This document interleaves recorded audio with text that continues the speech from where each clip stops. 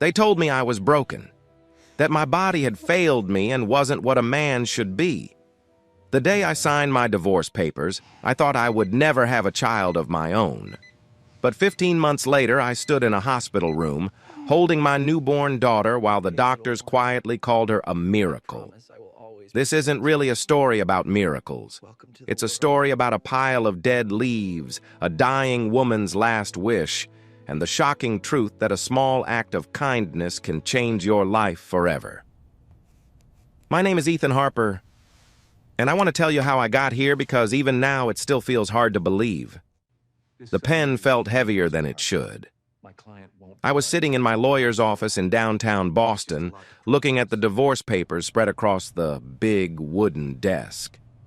The lights above buzzed softly, glowing with that cold, pale shade that made even healthy people look tired or sick.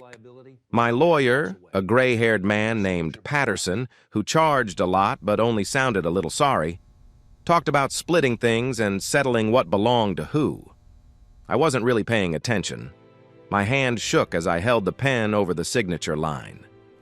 Ethan James Harper, 32 years old. Now a man who had failed as a husband. I remember when I first met Olivia. It was at the campus library during my 3rd year at Boston University. We both reached for the same accounting book. When our hands touched on the spine, she laughed.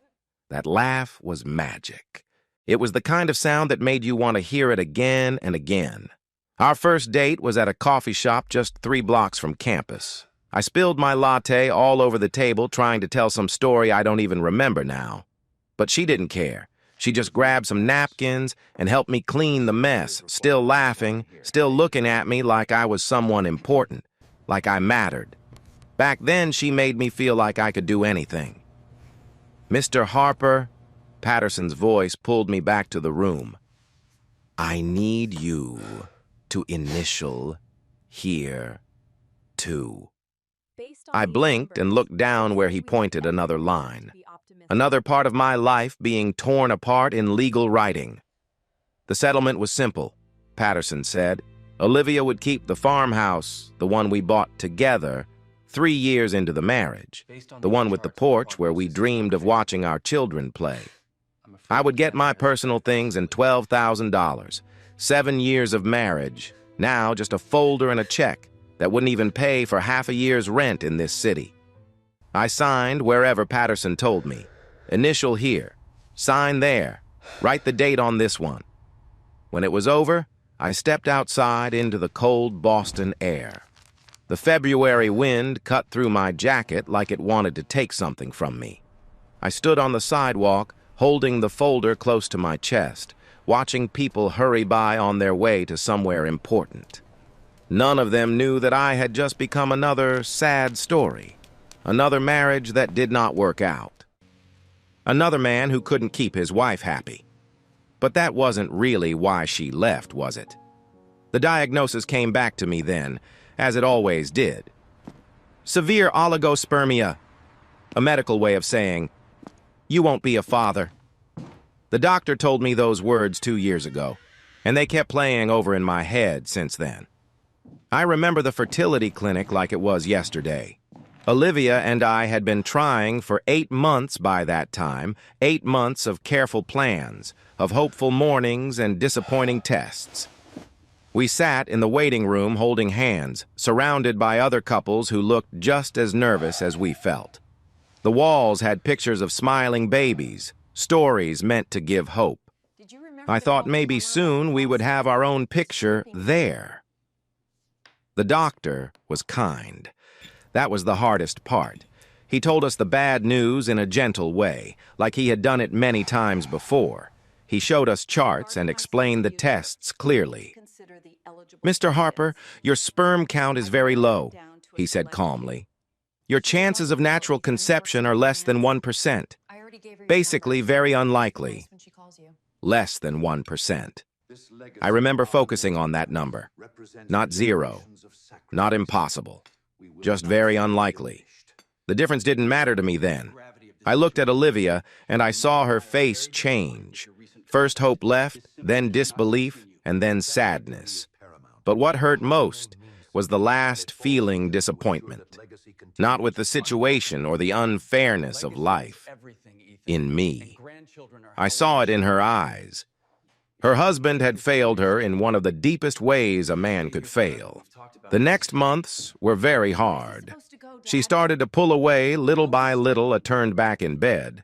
Talks that used to last for hours, now lasting just minutes.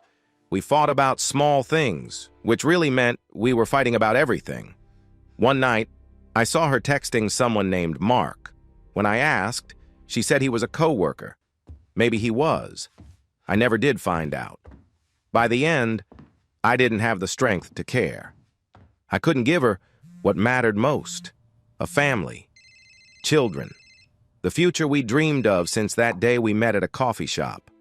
I was broken, incomplete, and no amount of love could change that. After the divorce was done, I moved back to my parents' brownstone in New York. It seemed like the best choice then, free rent, while I figured out what to do next. But I didn't expect that my old bedroom would feel less like a safe place and more like a cage. The room hadn't changed since high school. Same blue walls, same old posters I never took down, same small bed that barely fit my 32-year-old body.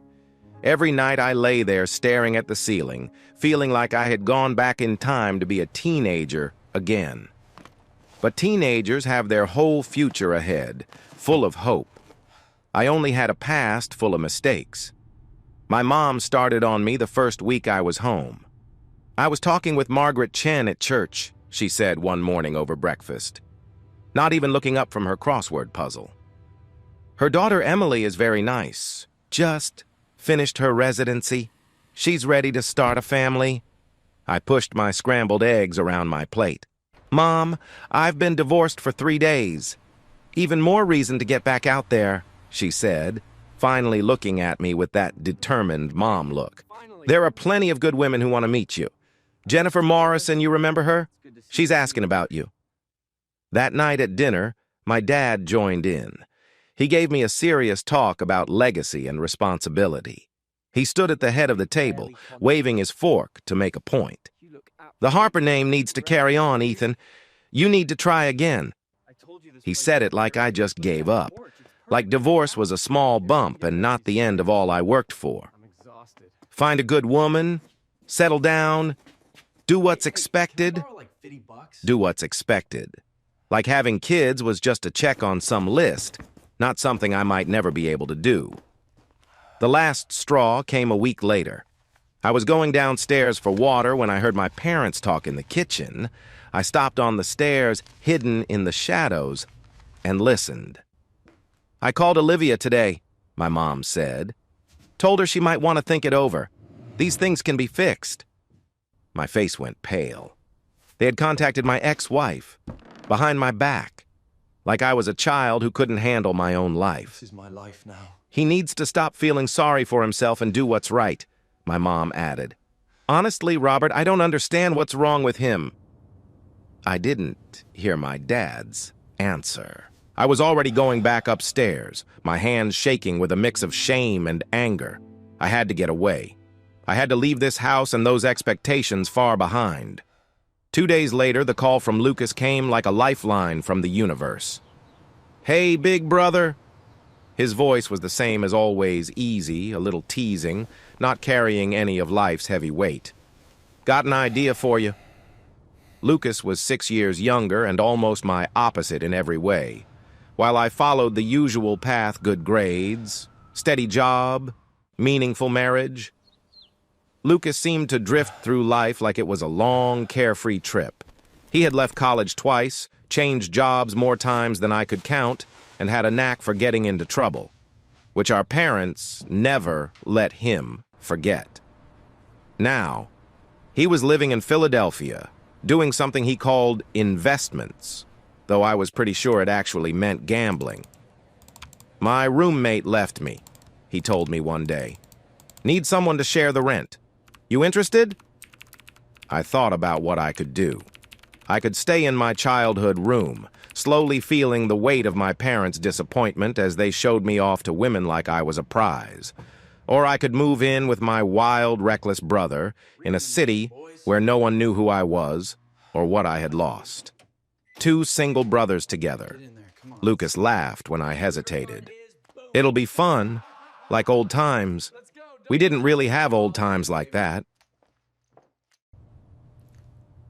Lucas and I barely spent time together growing up. By the time he was old enough to be interesting, I was already away at college.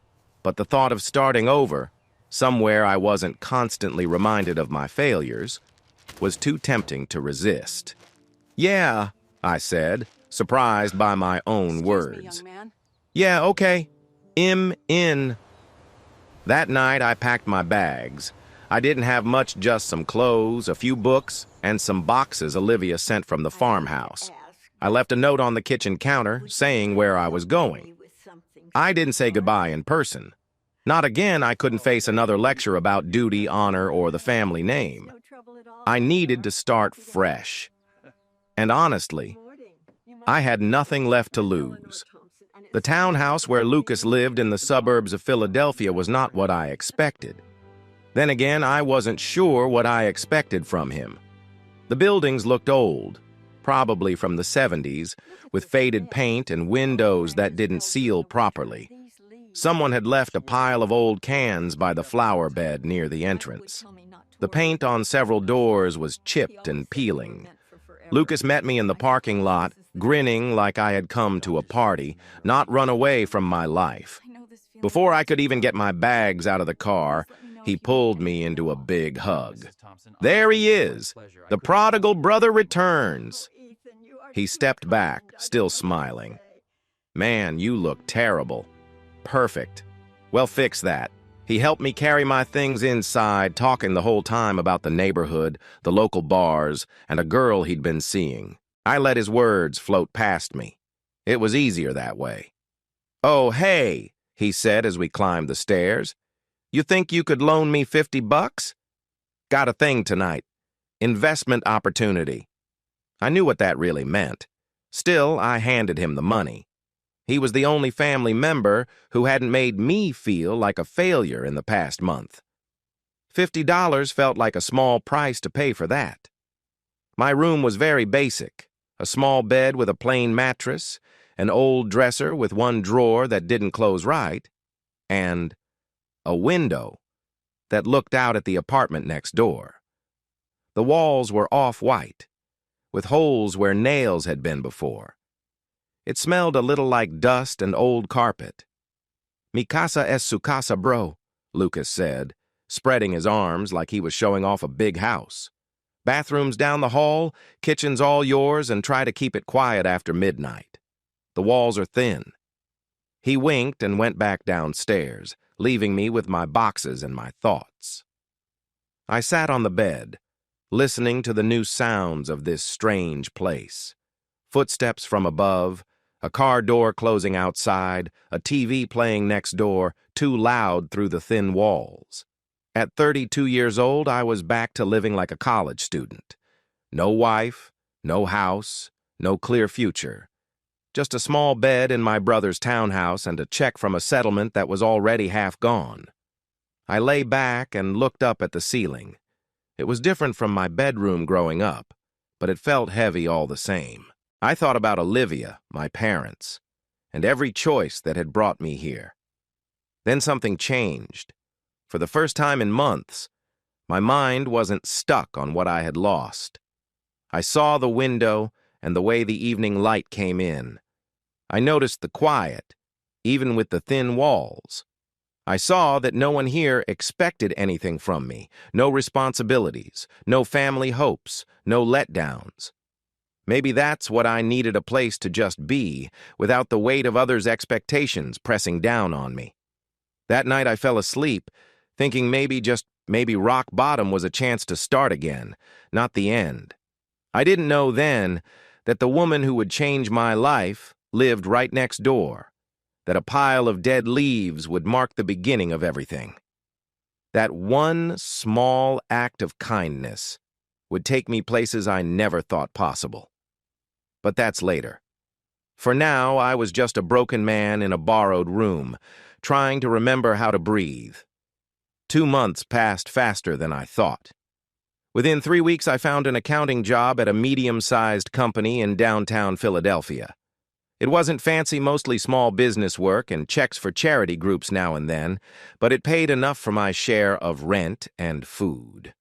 The work felt familiar, almost soothing because it was steady. Numbers didn't judge. They didn't ask why my marriage ended or remind me about what I couldn't have. They just needed to balance, and I was good at making them balance. My daily routine felt like a kind of armor. Wake up at 6, take a shower. Drink coffee from a machine Lucas never cleaned. Take the train downtown. Spend 8 hours working on spreadsheets and tax returns. Take the train home. Heat up dinner in the microwave. Avoid whatever party Lucas was having. Sleep. Then do it all again. Lucas started having what he called investment meetings a few nights each week. But really, they were just poker games with men who smelled of cheap beer and bad choices. I stayed in my room during those times, headphones on, pretending I couldn't hear the loud voices when someone lost a lot. By now, Lucas had borrowed another $250 from me since I got here, making it $300 in total. I kept track in my head, but never asked him to pay it back. It seemed like peace was worth that small amount, just to avoid him bothering me about money. The neighbors next door caught my attention early on. There was an older woman with silver hair who moved slowly. She often sat on her porch when the weather was nice, and a younger blonde woman who came and went at strange times. I'd see her car arrive late at night or early in the morning, always in a hurry, carrying things like grocery bags, papers, or dry cleaning. They never seemed to have visitors other than each other. Sometimes I wondered about them. Not really important thoughts, just a little curiosity my mind offered to distract me from my own life. One Sunday morning in late April, everything changed. I was taking out the trash, a task I had taken on because it gave me something to do that felt useful, even if it was very simple. The morning was cool, that nice kind of weather between winter and spring. You don't need a jacket, but you're glad you have one just in case. I was halfway across the small yard between our townhouse and the dumpster when I heard a voice. "Excuse me, young man?" I turned. The older woman from next door was standing on her porch, leaning on a wooden cane that looked well worn. Her silver hair was tied back in a loose bun. Her eyes were kind, but seemed both warm and tired at the same time. She wore a thick sweater, even though the weather wasn't cold. I noticed her hand shook a little as she held the cane. "I'm sorry to bother you," she said softly, her voice having a gentle southern sound I hadn't noticed before. "I've been meaning to introduce myself for weeks, but I kept putting it off. My name is Eleanor Thompson." I dropped the trash bag at my feet and walked over to her porch. "Ethan Harper," I said, trying to smile kindly. "I moved in a couple of months ago. I was with my brother Lucas." "I know," Eleanor said with a small smile. Even though she looked very tired, there was a warm feeling in her face. "I've seen you coming and going. You seem quiet, responsible." She stopped and looked at me carefully. "I hope this isn't too much to ask, but could you help me with something?" "Of course," I said, right away. It had been a long time since anyone asked me for help that wasn't about money or feelings. "What do you need?" Eleanor pointed to her yard with her cane. That's when I really noticed it. The grass was a little too long. There were dead leaves gathered in the corners and near the fence. A few branches had fallen from the big old oak tree in her small backyard. "My husband Michael died 3 years ago," she said softly. "He used to take care of all this.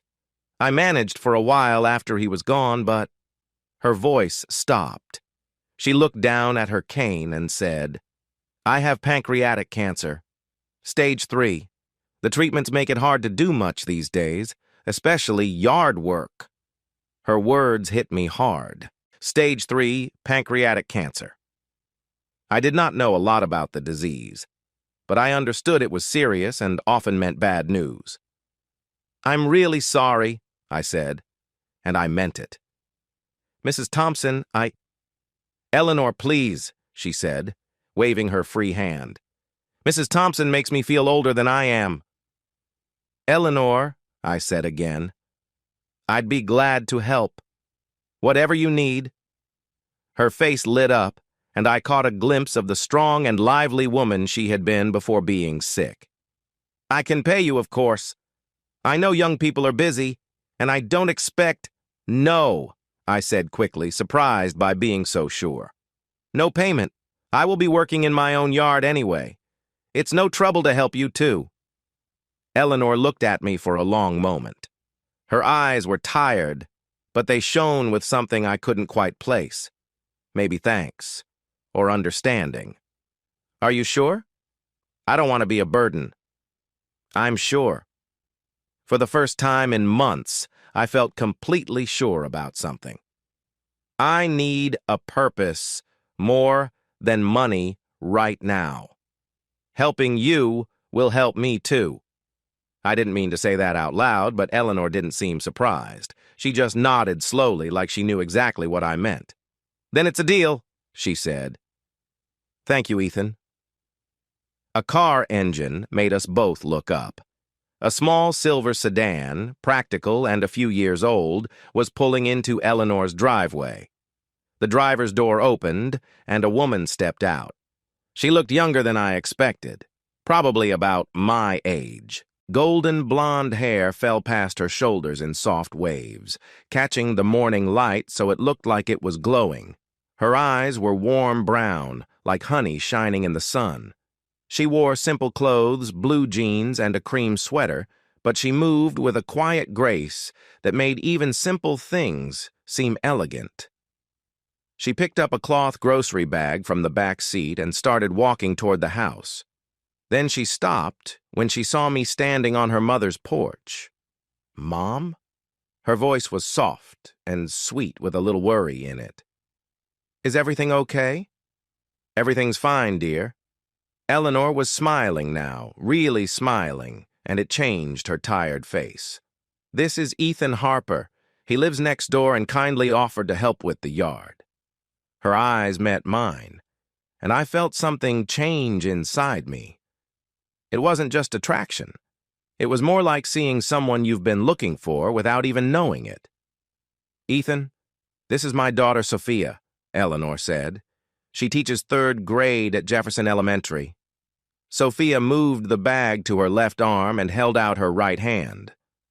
"Nice to meet you, Ethan." Her handshake was sure but gentle. Her skin was soft. I realized I held her hand a moment too long and let go quickly, feeling my cheeks warm. "Nice to meet you too," I said. My voice sounded steadier than I felt. "Your mother told me about the yard." "I am happy to help." Sophia's eyes flicked between me and her mother, and I saw something pass between them, a quiet understanding that moms and daughters share. "That's very kind of you," she said at last. "Mom said she needs help, but she's a bit stubborn." "Look who's talking," Eleanor said, with a smile, but no real heat in her words. Just the easy banter of two people who love each other very much. Sophia laughed, a soft, clear sound like wind chimes in a breeze. "Fair point." She turned to me, her smile shy but warm. "Thank you, Ethan. This really means a lot to us." "It's nothing," I said. She held my eyes a little longer than needed, then looked down and moved toward the front door. "I should get these groceries inside before the ice cream melts." "Mom, don't keep Ethan too long. I'm sure he has things to do." After she went inside, I stood there for a moment, trying to remember what I'd been doing before this all started. Trash. Right. I'd been taking out the trash. Eleanor watched me quietly, with an expression I couldn't read, something gentle and knowing, almost amused. "Sophia works too hard," she said softly, almost to herself. "Teaching all day, tutoring in the afternoons. and coming here every evening to care for me. She hasn't had a social life since Michael died. She was only 28 and had already given up so much. I didn't know what to say, so I just nodded. She deserves someone good, Eleanor said, her eyes still watching the door where her daughter had gone. A man who sees how special she is, someone who would care for her like she cares for everyone else. Her words stayed between us. I knew I wasn't that man. I felt broken, divorced, unable to have children, barely keeping my life together. I had nothing to offer anyone, especially not a woman like Sophia Thompson. But I couldn't forget her smile, the sound of her laugh, the way her eyes met mine like she saw something in me I didn't see myself. I should finish that trash, I said at last, breaking the quiet. Then I'll start on the yard. The leaves have piled up, better clear them before it rains again. Eleanor nodded, a soft smile on her lips. That would be wonderful, Ethan. Thank you. I walked back for my trash bag, my thoughts spinning. After I threw it in the dumpster and turned toward my townhouse, I saw Lucas watching me through his window. He raised his eyebrows and made a teasing gesture. Inside, he was waiting in the kitchen, holding a coffee mug with a cheeky grin. "Who's the neighbor lady?" he asked. "And who's the blonde?" I moved past him to the coffee maker. "Eleanor Thompson. She's sick pancreatic cancer. I'm helping with her yard." "Uh-huh," Lucas said with a wider grin. "And the blonde?" "Her daughter, Sophia. She's a teacher." "A teacher," Lucas repeated like it was something interesting. "Cute teacher. You trying to get close to her?" "I'm not trying to get close to anyone," I said, pouring myself some coffee that tasted stale from sitting too long. "I'm just helping a sick neighbor. That's all." Lucas raised his hands like he gave up. "Sure, sure, big brother. Whatever you say." I took my coffee upstairs and closed my bedroom door. Looking out the window, I saw Eleanor's yard, dead leaves, long grass, fallen branches. It wasn't much, maybe a few hours of work, nothing life-changing. But as I lay on my bed, staring at the ceiling, a habit I couldn't stop. I found myself thinking about something other than my past, for the first time in a long while. I thought about Eleanor's tired eyes and shaky hands. I thought about Sophia's warm smile and how she laughed at her mother's jokes. I thought about that word, purpose, that had slipped out before I could stop it. I found it strange that such a small thing offering to rake leaves for a sick woman could make me feel more alive than I had in months. That night, for the first time since I moved to Philadelphia, I didn't fall asleep thinking about all I had lost. Instead, I thought about Sophia's eyes, Eleanor's kindness, and the yard I would start working on tomorrow. Maybe helping others was a way to heal yourself. Maybe giving something away was how you got something back. Or maybe I just wanted to feel like I meant something to someone, even if it was just as the neighbor who raked leaves. Either way, I was going to find out. Saturday came quicker than I thought. I woke up early, before the sun was fully up, and lay in bed listening to the birds outside my window. It was the first Saturday in weeks that I didn't feel dread. I had a purpose today, a job someone was counting on me to finish. The feeling was surprising and full of energy. I put on old jeans and a faded t-shirt clothes. I didn't care about getting dirty. Lucas was still asleep, which was good. I grabbed a quick cup of coffee and went outside before he could wake up and say anything about my new interest in yard work. The morning air was cool and fresh, that perfect late April kind of day where you can feel summer is coming, but it's not there yet. I started with our yard, Lucas, and I had ignored it for months, and the grass had grown too long. The old push mower in the shed made a loud noise but finally started. There was something calming about the work, pushing the mower back and forth, the smell of fresh-cut grass. Seeing the lawn change with each pass, it was a kind of moving calm. My mind emptied of worries, the divorce, my parents' disappointment, my unsure future. For those hours, I was just a man with a yard and a job to do. By mid-morning, I finished our yard and went to Eleanor's. The leaves were worse than I thought, months of dead leaves pressed down by rain and snow. I raked them into piles, filled trash bags, and took them to the curb. My shoulders hurt. My hands had small blisters, and I couldn't remember the last time I felt this peaceful. "You're going to tire yourself out there," Eleanor said, watching me from her porch with a glass of lemonade in each hand. She was wrapped in a thick shawl, even though the day was warming up. She moved slowly as she sat in one of the wicker chairs. "Come take a break," she said, pointing to the empty chair beside her. "I insist." I dropped the rake and climbed the porch steps, suddenly noticing how sweaty and grass-stained I was. Eleanor gave me a glass, and the lemonade was cold and just the right mix of sweet and sour, exactly what I needed. "You didn't have to do all that," she said, looking at the yard. "I only meant the leaves." It needed to be done. I took another long drink.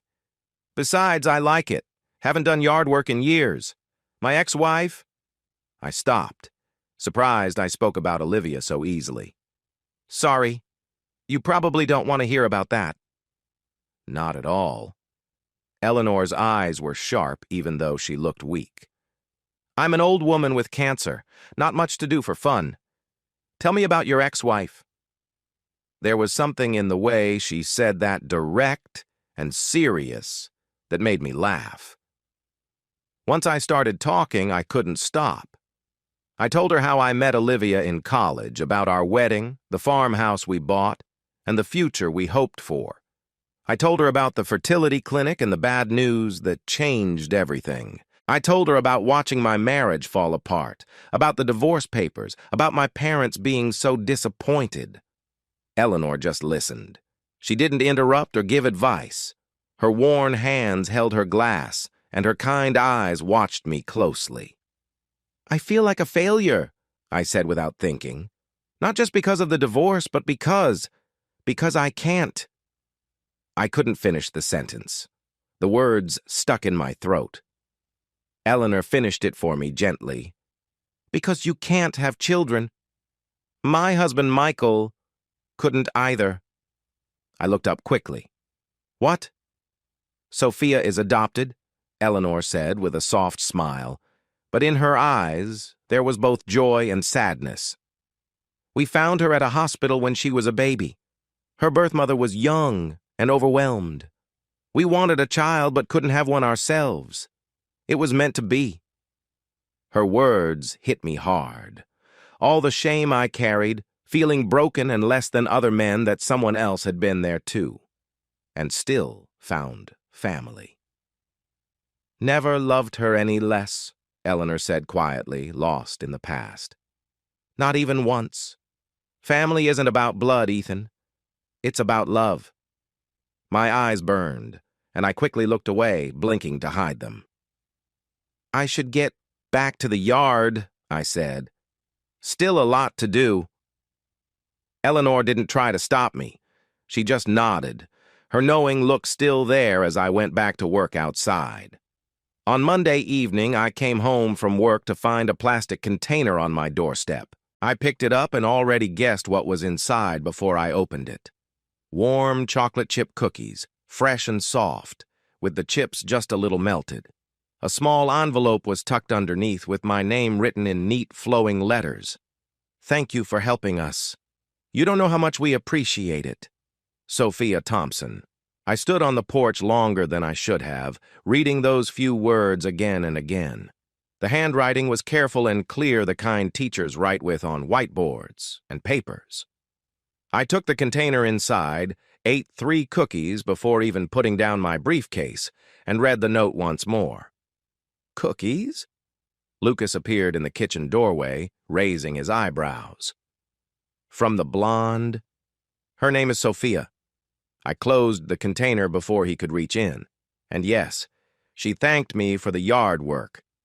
Lucas whistled softly. "Looks like someone has a fan.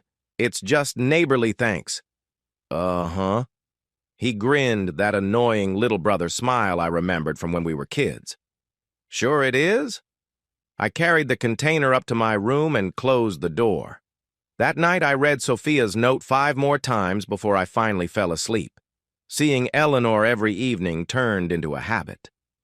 After work each day, I would check the yard. There was always some small chore like clearing branches or pulling weeds, and Eleanor would be waiting on her porch.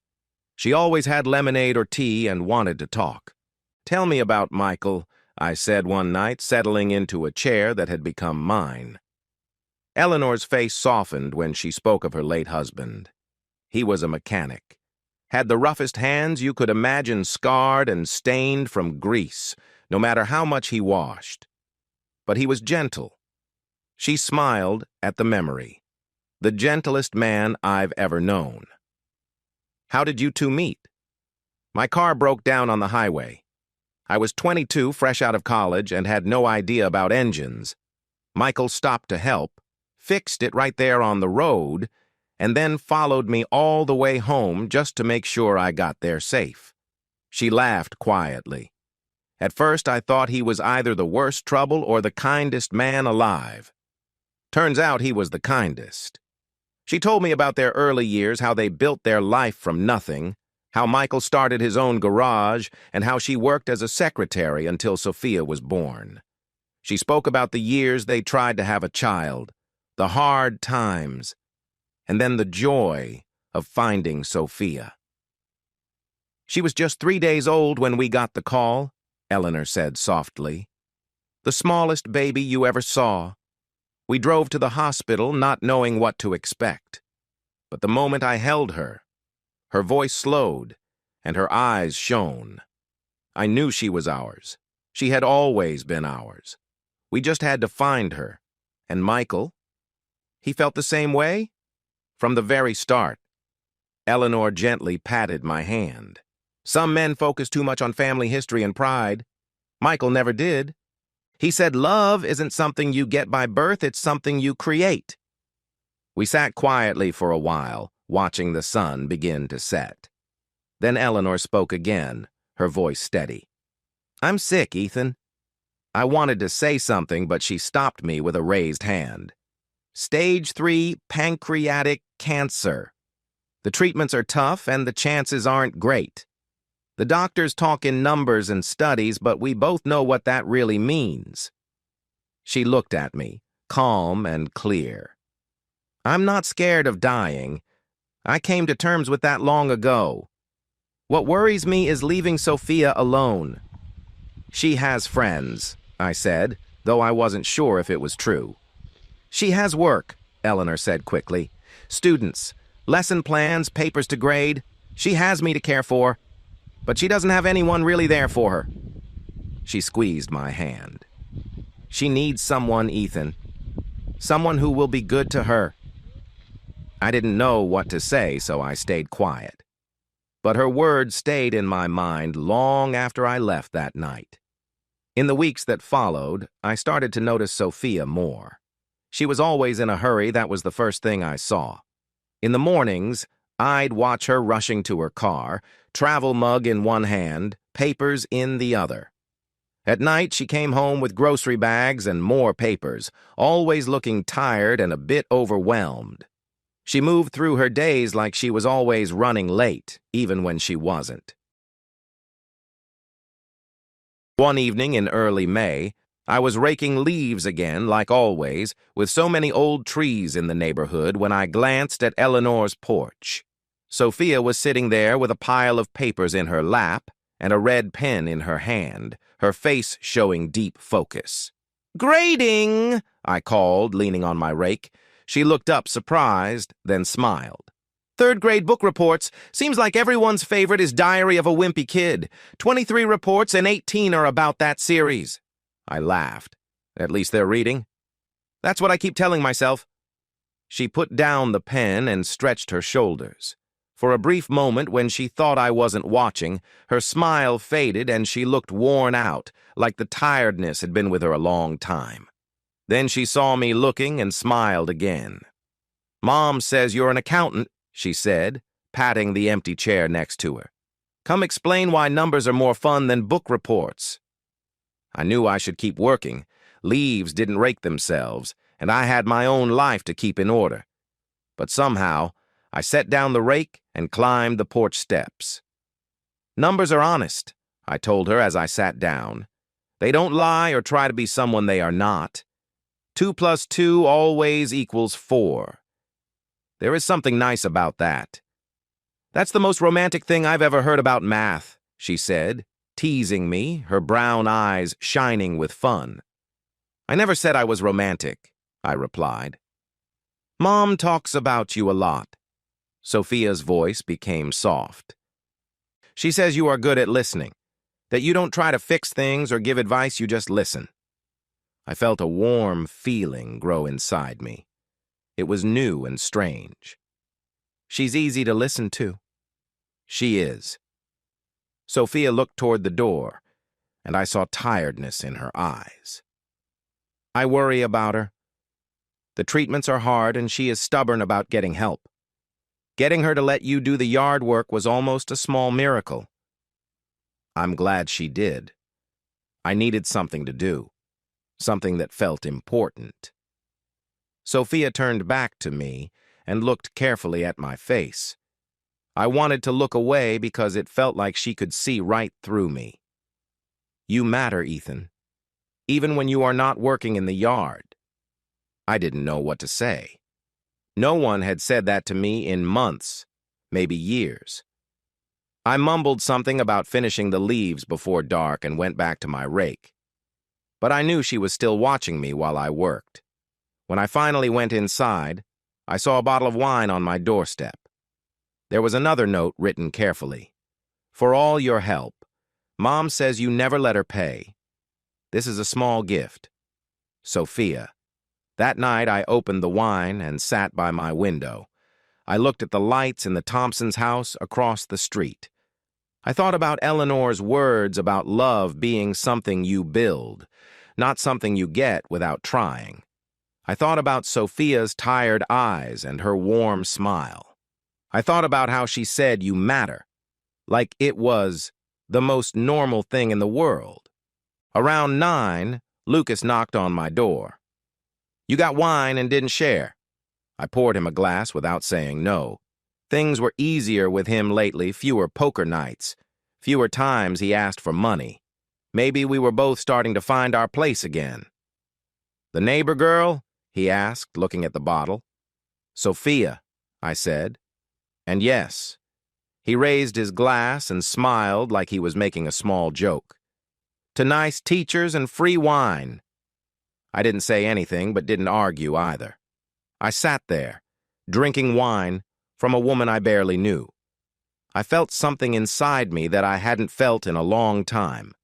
I felt like I belonged somewhere, like I mattered, like maybe, just maybe, I was part of something again.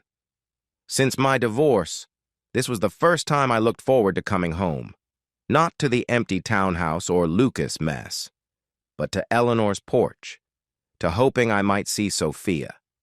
It was a small hope, a weak hope, but it was mine.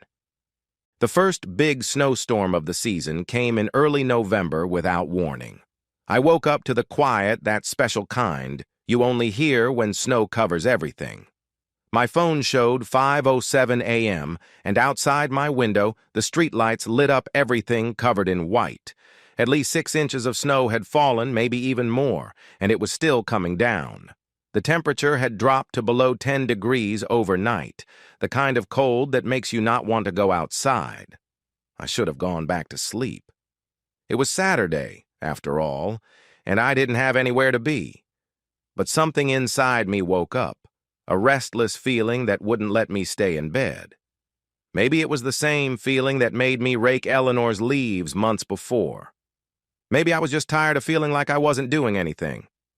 I put on layers, thermal underwear, jeans, 2 sweaters, and my heaviest coat. I even found gloves in the back of my closet that I had forgotten I owned. By 5:30, I was outside with our old snow shovel. The metal scraped against the concrete in the dark before the sun came up. The cold was hard, it bit at my face, my fingers, any skin that showed. But there was something calm about it too, the quiet all around, the way the snow caught the light from the street lamps, and the steady rhythm of shovel, scoop, toss. My breath made little clouds in the air before they disappeared. I finished shoveling our driveway in about 20 minutes. I stood there, shovel in hand, feeling proud for the first time in days. That's when I looked at the Thompsons' driveway. It was covered completely, no footprints or tire tracks breaking the smooth snow. Sophia's car was parked on the street. She must not have been able to get it in before the worst snow came. Without thinking, I started shoveling their driveway too. It was harder than mine because their path was longer and the snow had piled up against the garage door. My fingers got numb first, then my toes and then my face felt frozen. But I kept going. My shoulders hurt. My lower back ached, but I kept going. The hard work made my mind quiet. Nothing mattered except clearing the snow one shovel at a time. When I finished driveway clear, sidewalk salted. A path to their front door, the sun was just starting to rise. A soft gray dawn was spreading over the neighborhood, and the snow had finally stopped.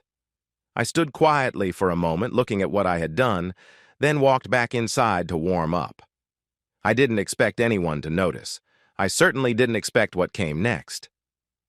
Around 2:00 that Saturday afternoon, the doorbell rang.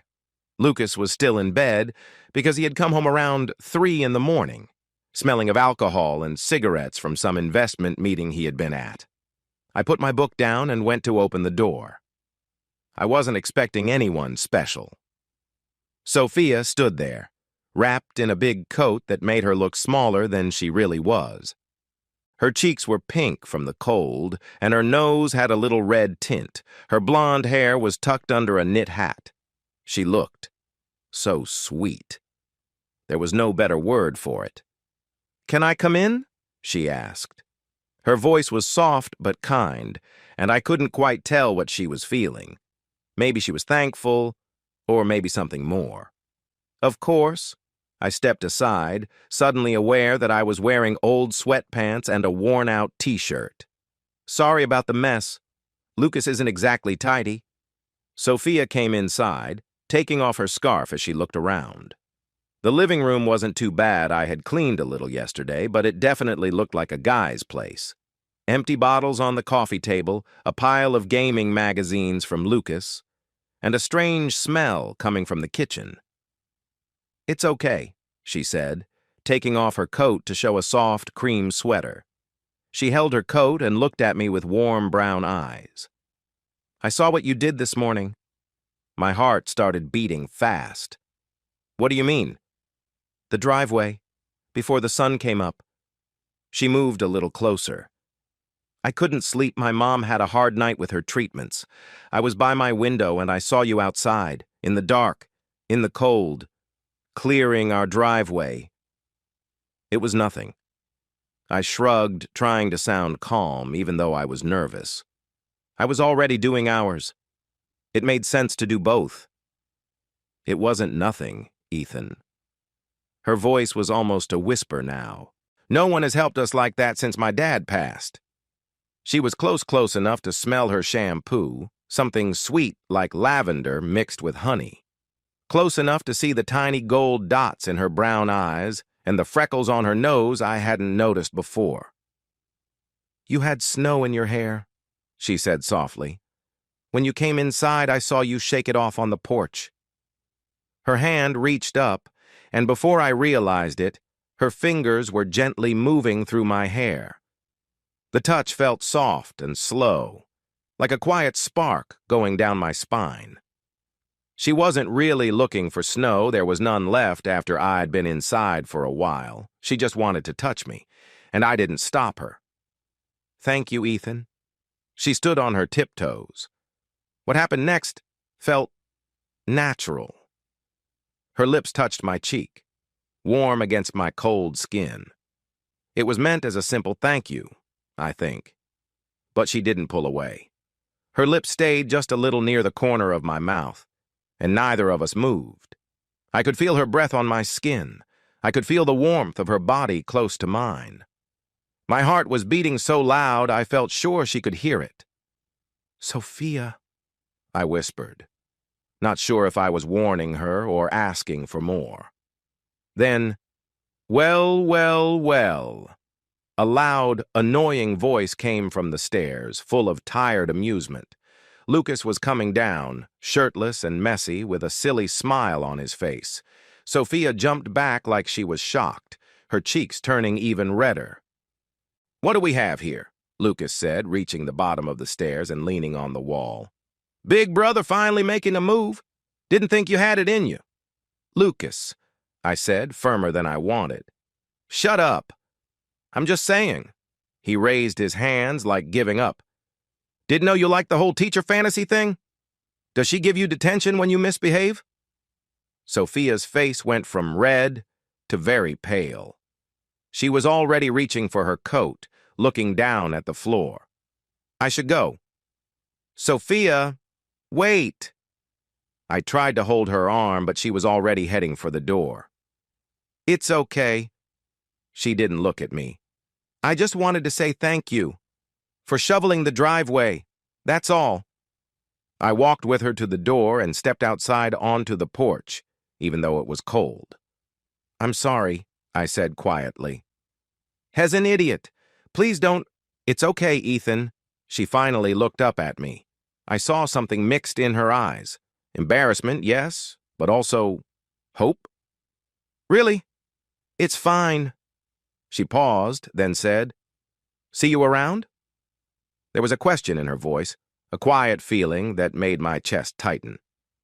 "Definitely," I said. "I'll be by to check on Eleanor tomorrow." She gave a small, real smile and began walking down the cleared driveway, her boots making noise in the snow. I watched until she went inside. Then I went back inside, too. Lucas was in the kitchen, pouring himself some coffee. He looked up when I entered, still wearing that silly smile. "Dude, you should have seen your face. What is wrong with you?" Before I knew it, I was standing in front of him, my hands tight at my sides. "She was just thanking me for shoveling their driveway, and you had to make it into something rude." "Calm down, man." Lucas's smile dropped a little. "I was just joking. Can't you take a joke?" "No, not about her." I noticed my hands were shaking anger, frustration, and something harder to name. "She's a kind person, Lucas. Her mother is very sick. She doesn't need your bad jokes on top of everything else." All right, all right." Lucas put down his coffee, looking annoyed instead of amused. "Sorry I upset your precious friend. She's not my—" I stopped myself, because I wasn't sure what she was, or what I wanted her to be. "Just forget it, okay?" "Fine. Forget it." Lucas turned away, but then looked back. "Hey, since we're talking about favors, I need to borrow $500. I stared at him. "What?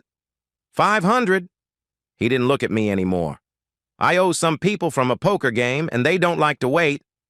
"Lucas, I've already given you 300 since I moved in. I know. He'll pay you back. I promise. But these people—" He ran his hand through his hair. For the first time, I saw how tired and worried he looked. "They're serious, Ethan. I really need this. I don't have $500 to give you. That was mostly true. I had some money saved, but it was for emergencies." "I'm sorry, but no." Lucas's face grew hard. "Of course not. Why would you help me? You never do. I gave you $300 in 2 months. That's nothing." His voice was louder now. "You have a real job, a real paycheck. $500 isn't much to you. It's my rent for the month," I said quickly. "It's food. It's just an excuse." Lucas stepped closer, his jaw tight. "You know your problem? You're too busy trying to be the hero for that pretty neighbor and forgetting your own family. That's not fair. Life isn't fair, Ethan. Maybe if you spent less time helping blondes with their driveways and more time helping your brother. I said no. My voice was cold and firm. Figure it out yourself. Lucas looked at me for a long moment. Then he laughed a sharp, angry sound that didn't reach his eyes. Fine. Forget I asked. He grabbed his jacket from a chair. But don't come to me later crying when your little teacher finds out what a failure you really are. She'll find out. People like her always do. He slammed the door behind him. I was left alone in the kitchen with my heart pounding and my hands shaking. That night, around 9:00, my phone rang. At first, I didn't know the number. Then I saw it was my parents' home phone. Hello? Ethan. My mother's voice was sharp and serious. Lucas called us. He told us about your situation. My situation. I kept my voice calm. What situation? The neighbor girl. She said it like Sophia was a bad thing. A school teacher with a sick mother? Really, Ethan? You can do better. I sat down hard on my bed. Her name is Sophia, Mom. And we're just neighbors. That's not what Lucas said. There was a pause. He said she was at your house. That you two were close. We weren't. I stopped and took a deep breath. It's none of Lucas' business, or yours. Everything about your future is our business. My mother's tone grew sharper. You're 32 years old, Ethan. Divorced. You can't have children. The last thing you need is to get involved with someone who isn't right for you. I felt the heavy weight on my chest again, the pressure of their hopes and their disappointment. And who would be right, exactly? I asked. Jennifer Morrison, for one. She's been asking about you. She understands your situation. Her family has money and good connections. She could make life easier for you. I don't want life to be easier. I just want to be left alone. That's not an option, my mother said coldly. You're a Harper, Ethan. Whether you like it or not, you have duties. Chasing after some teacher with problems won't help. I hung up without saying goodbye. I sat in my dark room for a long time, staring at the wall. Maybe they were right. Maybe I was fooling myself, thinking someone like Sophia could want someone like me. She was kind, beautiful, and full of life. I was divorced, unable to have children, and living in my brother's townhouse. What could I give her except trouble? Outside my window, snow began to fall again. I watched it drift down white against the dark sky and felt something inside me grow cold and small and afraid. Maybe I was setting myself up to be hurt.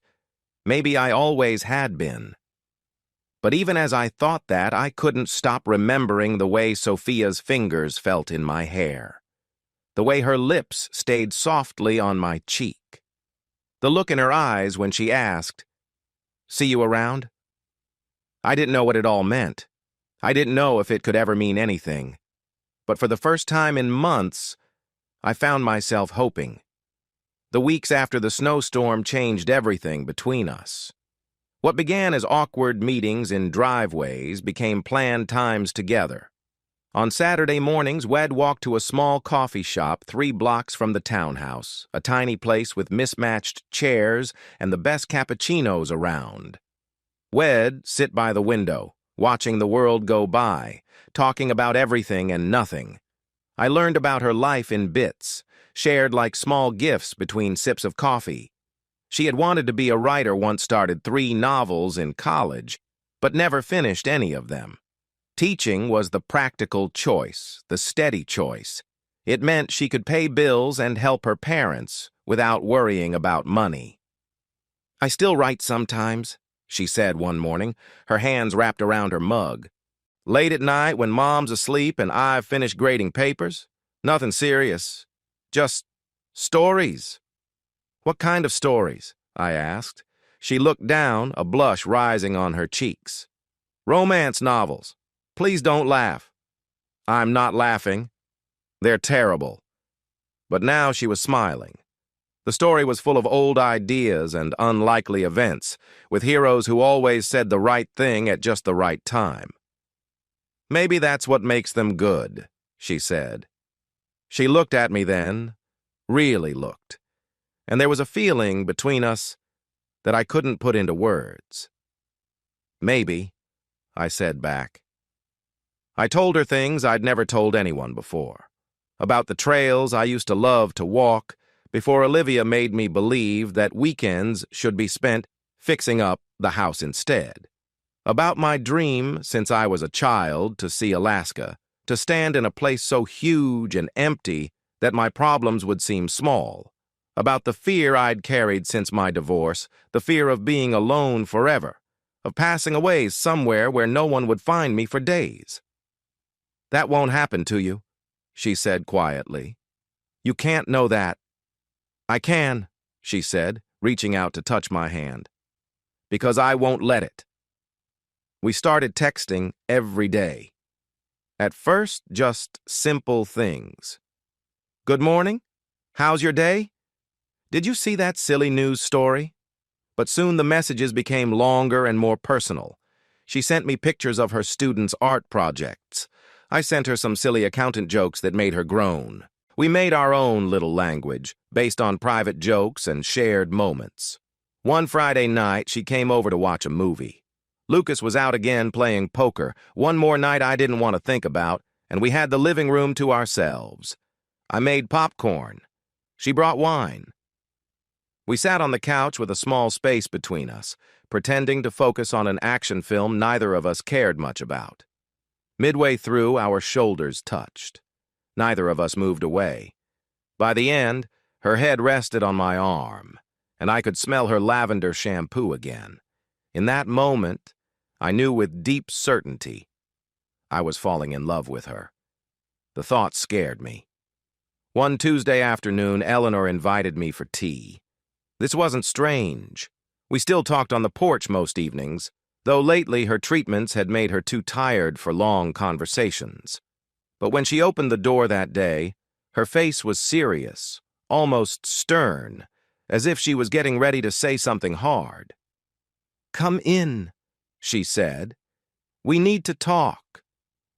The living room was warm, filled with photos I had seen many times over the months. Pictures of Michael and Eleanor on their wedding day, Sophia at different ages as a small child, a happy kindergartner, a teenage girl still growing into herself, a family photo from years ago, before illness and loss began to change everything. I sat in the armchair across from Eleanor's usual spot on the couch. She poured tea with hands that shook more than normal, and when she looked at me, her eyes were full of sadness. "I see how you look at my daughter," she said, without any warning. "I'm not sure it's a good idea." Her words hit me hard, like a punch in the chest. "Eleanor." "Let me finish." She put down her teacup carefully. "I like you, Ethan. I really do. You're kind and work hard, and you've been a good help to us these last few months. But liking you doesn't mean I think you're right for Sophia." I stayed quiet, waiting for her to explain. "Sophia needs children," Eleanor said. "A steady family, a man without problems." Her voice softened, but the words were clear. "You're divorced. You can't have kids. You live in your brother's townhouse, working a job you don't enjoy, trying to escape a life that didn't work out." Each thing she said felt sharp and hurt inside me. "What kind of future can you give her?"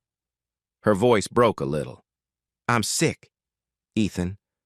I might have a year, maybe 2 if I'm lucky. When I'm gone, Sophia will be alone. She needs someone who can give her what I couldn't: children, safety, a future that's real, not just hope." I should have told her how Sophia made me feel.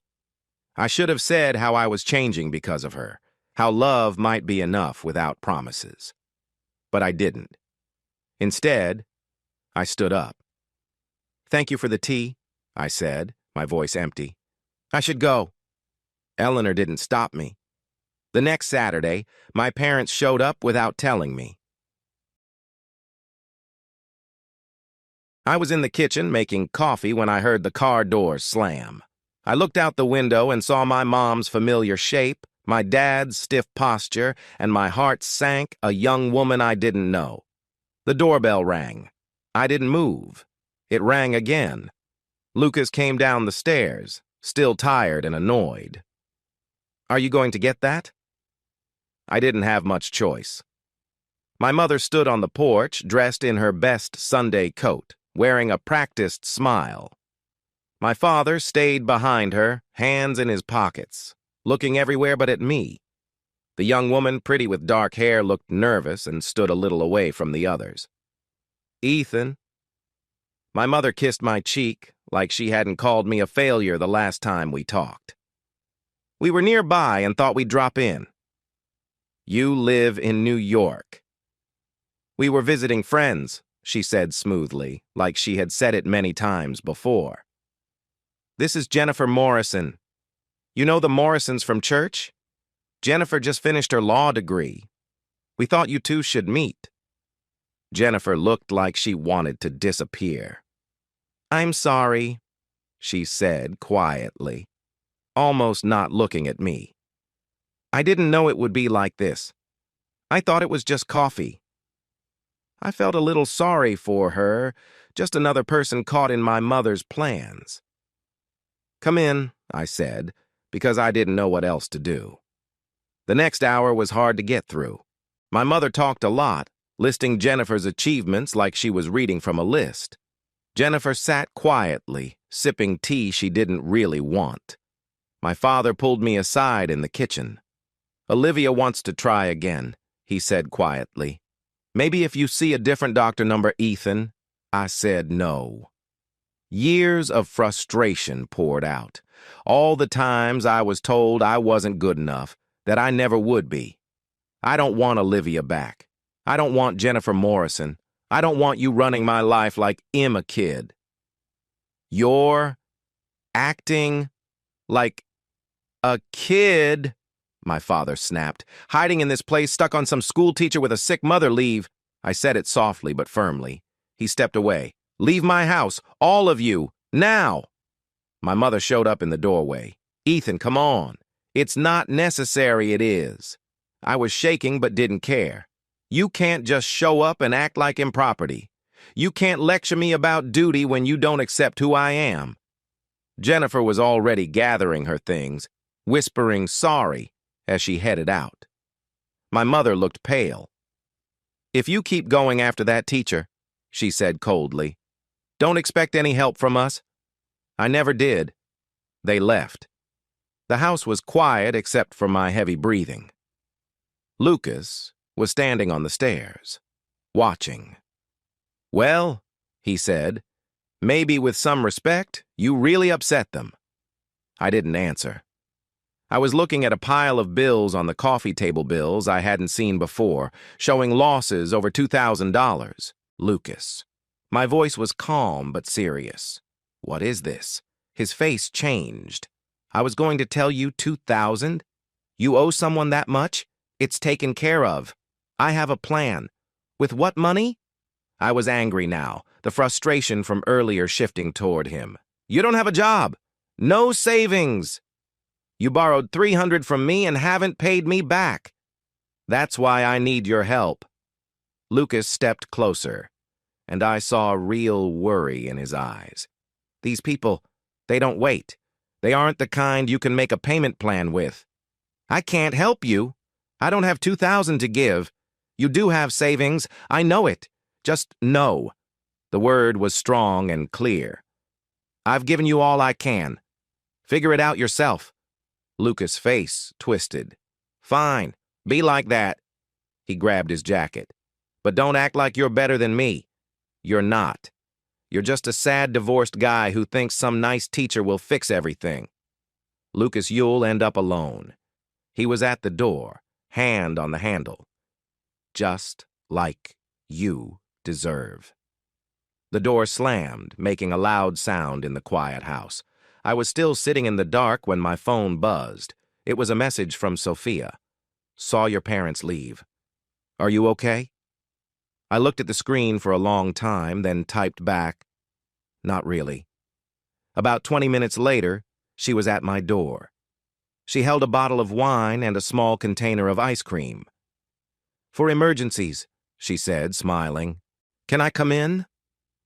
We sat on the couch, the same couch where we had watched that movie, where our shoulders touched for the first time, and I told her everything.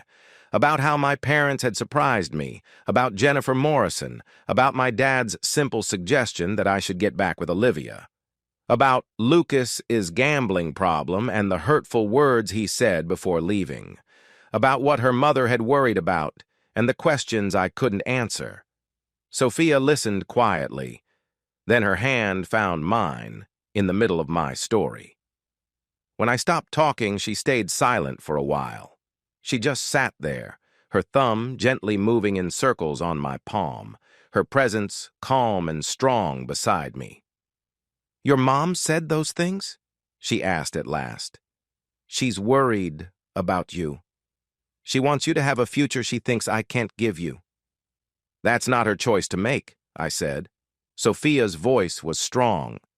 It's not your parents' choice either. It's mine.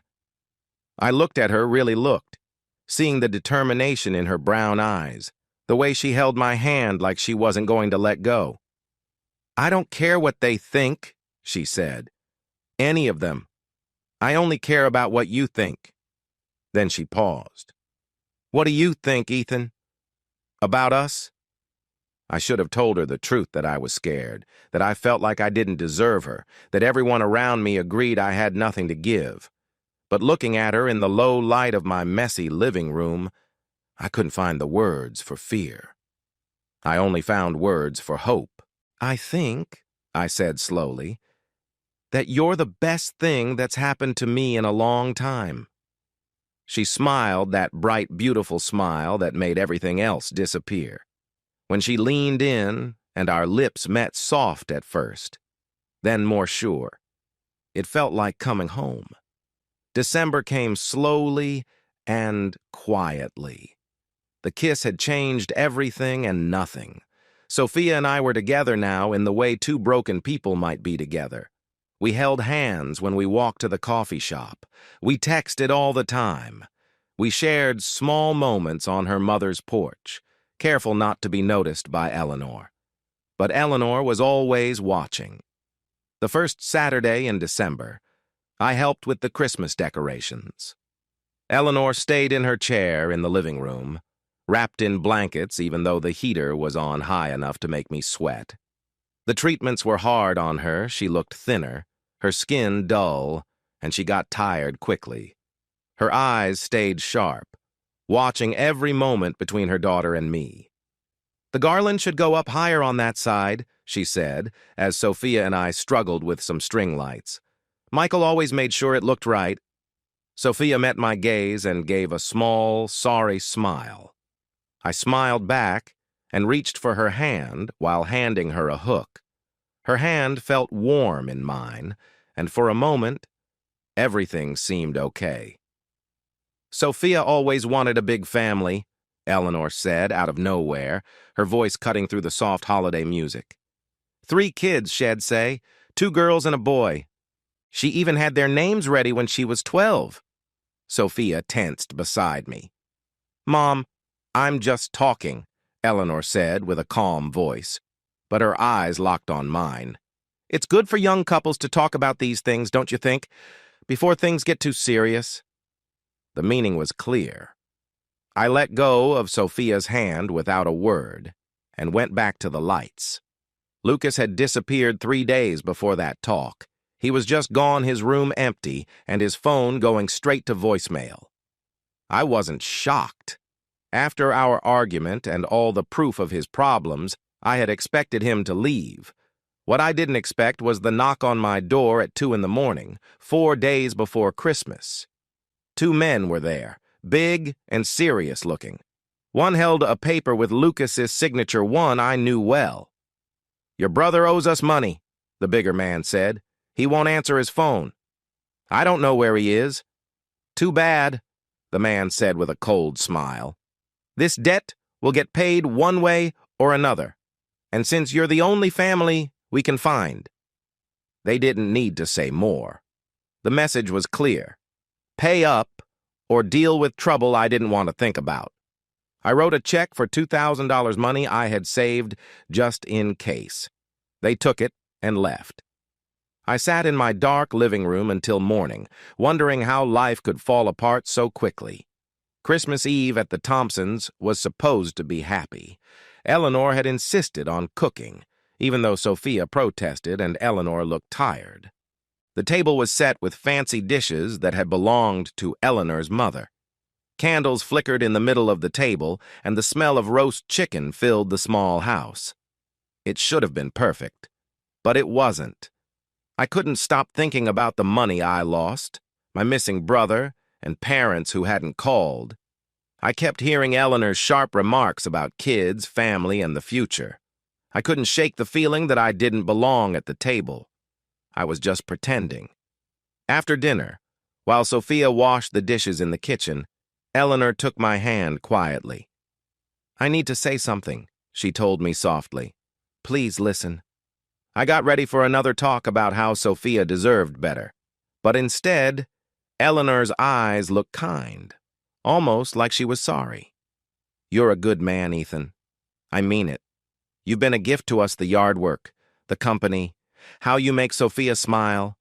I haven't seen her this happy since Michael died." "But," I said, without meaning to sound so harsh, "but being good isn't always enough." Eleanor squeezed my hand, but her grip was weak. "Michael was good, the best man I ever knew. He gave me everything, including a family, by adoption. He found a way." She stopped for a moment. "Sophia wants children, Ethan. Grandchildren for me, even if I might not live to see them. Can you give her that? Can you handle adoption, the weight, the costs?" I had no answer. Her questions felt like a weight on my chest, painful and old. "I don't want to be hard on you," Eleanor said. "I just want to protect my daughter, because when I'm gone and I won't be here much longer, she'll have no one. No parents, no brothers or sisters, no family. Only you if you stay." She looked at me closely. "Will you be enough?" I left soon after, saying I was tired. Sophia walked me to the door, worry in her eyes. "What did she say?" she asked. "You've been quiet all evening." "Nothing." I kissed her forehead and stepped back before she could see my face. "Just tired. Merry Christmas, Sophia." On Christmas morning, I called my parents. I knew it was foolish as I pressed the numbers, but a small part of me, a weak and hopeful part, thought maybe the holiday would remind them I was their son, not their failure. My father answered on the third ring. "Ethan, Dad, Merry Christmas." There was a pause. Then he said, "Unless you've changed your mind, there's nothing to talk about. I just wanted to. Your mother and I have made a decision." His voice was cold and serious. "We're cutting you off. No more help. No more safety net." "What?" "Dad, that money was for Lucas borrowed from us, using your name." I could hear the cold anger. "He said you needed help and promised to pay us back. We sent him $5,000, Ethan. 5,000. Now he's gone and you're the one to blame." The room seemed to spin. Lucas had used my name to borrow money, lied to our parents, taken their money, and vanished, leaving me to face the trouble. "I didn't know," I said. "Dad, I swear I didn't. You've always been a disappointment." The words hit me hard. "Your mother cried for 2 hours after she found out. I hope you're happy now." Then the line went silent. I sat on the edge of my bed, the phone still pressed to my ear, but I wasn't really hearing anything. The small room around me felt like it was closing in, getting tighter with every breath I took. The day after Christmas, I did something I had been putting off for months. I made an appointment with a fertility doctor, a different one than before, in a different city. I told myself it was just to get a second opinion, maybe hear some different news. It cost almost all my leftover savings just to get the appointment. The tests were the same as before: blood work, samples, and more checking. The waiting was also the same: cold rooms, old magazines, and feeling more like a problem to fix than a person. And the results were the same, too. The doctor was gentle, but distant. "Mr. Harper, your condition hasn't changed," he said. "Severe oligospermia. The chance of having children naturally is less than 1%. He stopped for a moment, maybe seeing the look on my face. "It's not impossible, I want to be clear. Very few men with your condition do have children naturally. It would be like a miracle, but miracles do happen. Miracles." I walked home through the snow, hearing his words in my head over and over. Less than 1%. A miracle. I thought about Eleanor's questions, about children, about family, about futures I couldn't give her, about the money I lost to Lucas, about my family turning away from me, and about the woman who deserved so much more than I could offer. By the time I got back to my townhouse, I had made up my mind. Sophia deserved everything: a family, children, a future with someone who could give her what she dreamed of since she was a child. A man who wasn't broken, who didn't have debts, problems, and shame dragging him down. I wasn't that man. I never could be. If I loved her, and I did, more than anything then, the kindest thing was to let her go.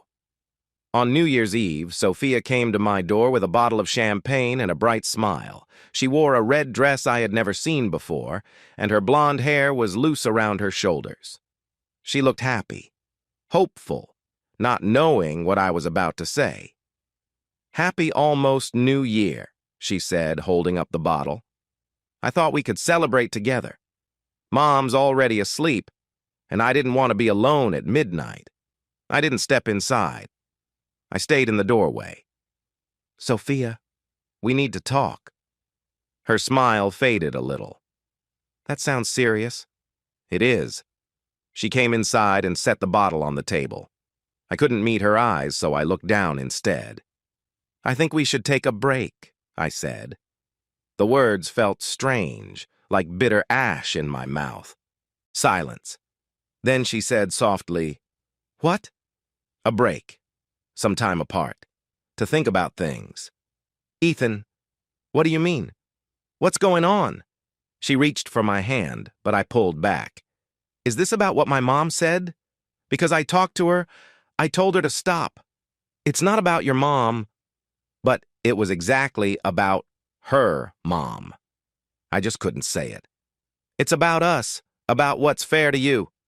"What's fair to me?" Her voice got louder. Hurt showed in her words. "You don't get to decide what's fair for me, Ethan. That's my choice. You deserve better." The words I had practiced all week came out. You deserve someone who can give you all you want: a family, children, a future that doesn't depend on... Stop. Tears ran down her face. Just stop. What did I do wrong? Is there someone else? Just tell me the truth. I should have told her. About the diagnosis, the doctor's visit, the tiny chance I had. About the debt, my parents, and how heavy my own doubts felt. But shame kept me silent. I only said, "You didn't do anything wrong. I'm not what you need." She looked at me for a long time, her eyes full of tears. Then her face changed. Hurt turned into anger, or maybe it was to protect herself. "Fine." Her voice was soft. "If that's what you want." "It's not what I want. It's what's right." "Then I guess we're done." She grabbed the bottle, a habit, I think, something to hold, and left without looking back. I stood in the empty room, hearing her car start and leave. The clock said 11:47 p.m. I found a bottle in Lucas's empty room and drank until midnight passed. Somewhere nearby, I heard fireworks and cheering, a new year starting, a fresh beginning. I sat alone in the dark, Sure, I had done the right thing, but it took weeks before I saw how wrong I was. January went by slowly, like something hurt and fading. I watched Sophia's car come and go from my bedroom window, pulling into Eleanor's driveway early in the morning and leaving late at night. She never looked at my house. She never knocked on my door. Their house lights stayed on late most nights, and I lay awake, wondering what was happening inside. If Eleanor's treatments were harder now, if Sophia sat alone at the kitchen table crying. Every day, I wanted to go to her. To walk across the yard, knock on their door, and say I was sorry, that I was wrong, that I had made a mistake. But shame held me back. The belief I had done the right thing, even if it didn't feel right. The thought she was better off without me, even if being apart felt like slowly sinking. Eleanor stopped sitting on her porch. The curtains were always closed. I saw Sophia helping her mother into the car, slowly and carefully, Eleanor's arm around her daughter's shoulders, and I knew the illness was getting worse. Eleanor was fading, but I did nothing because I felt I had lost the right to try.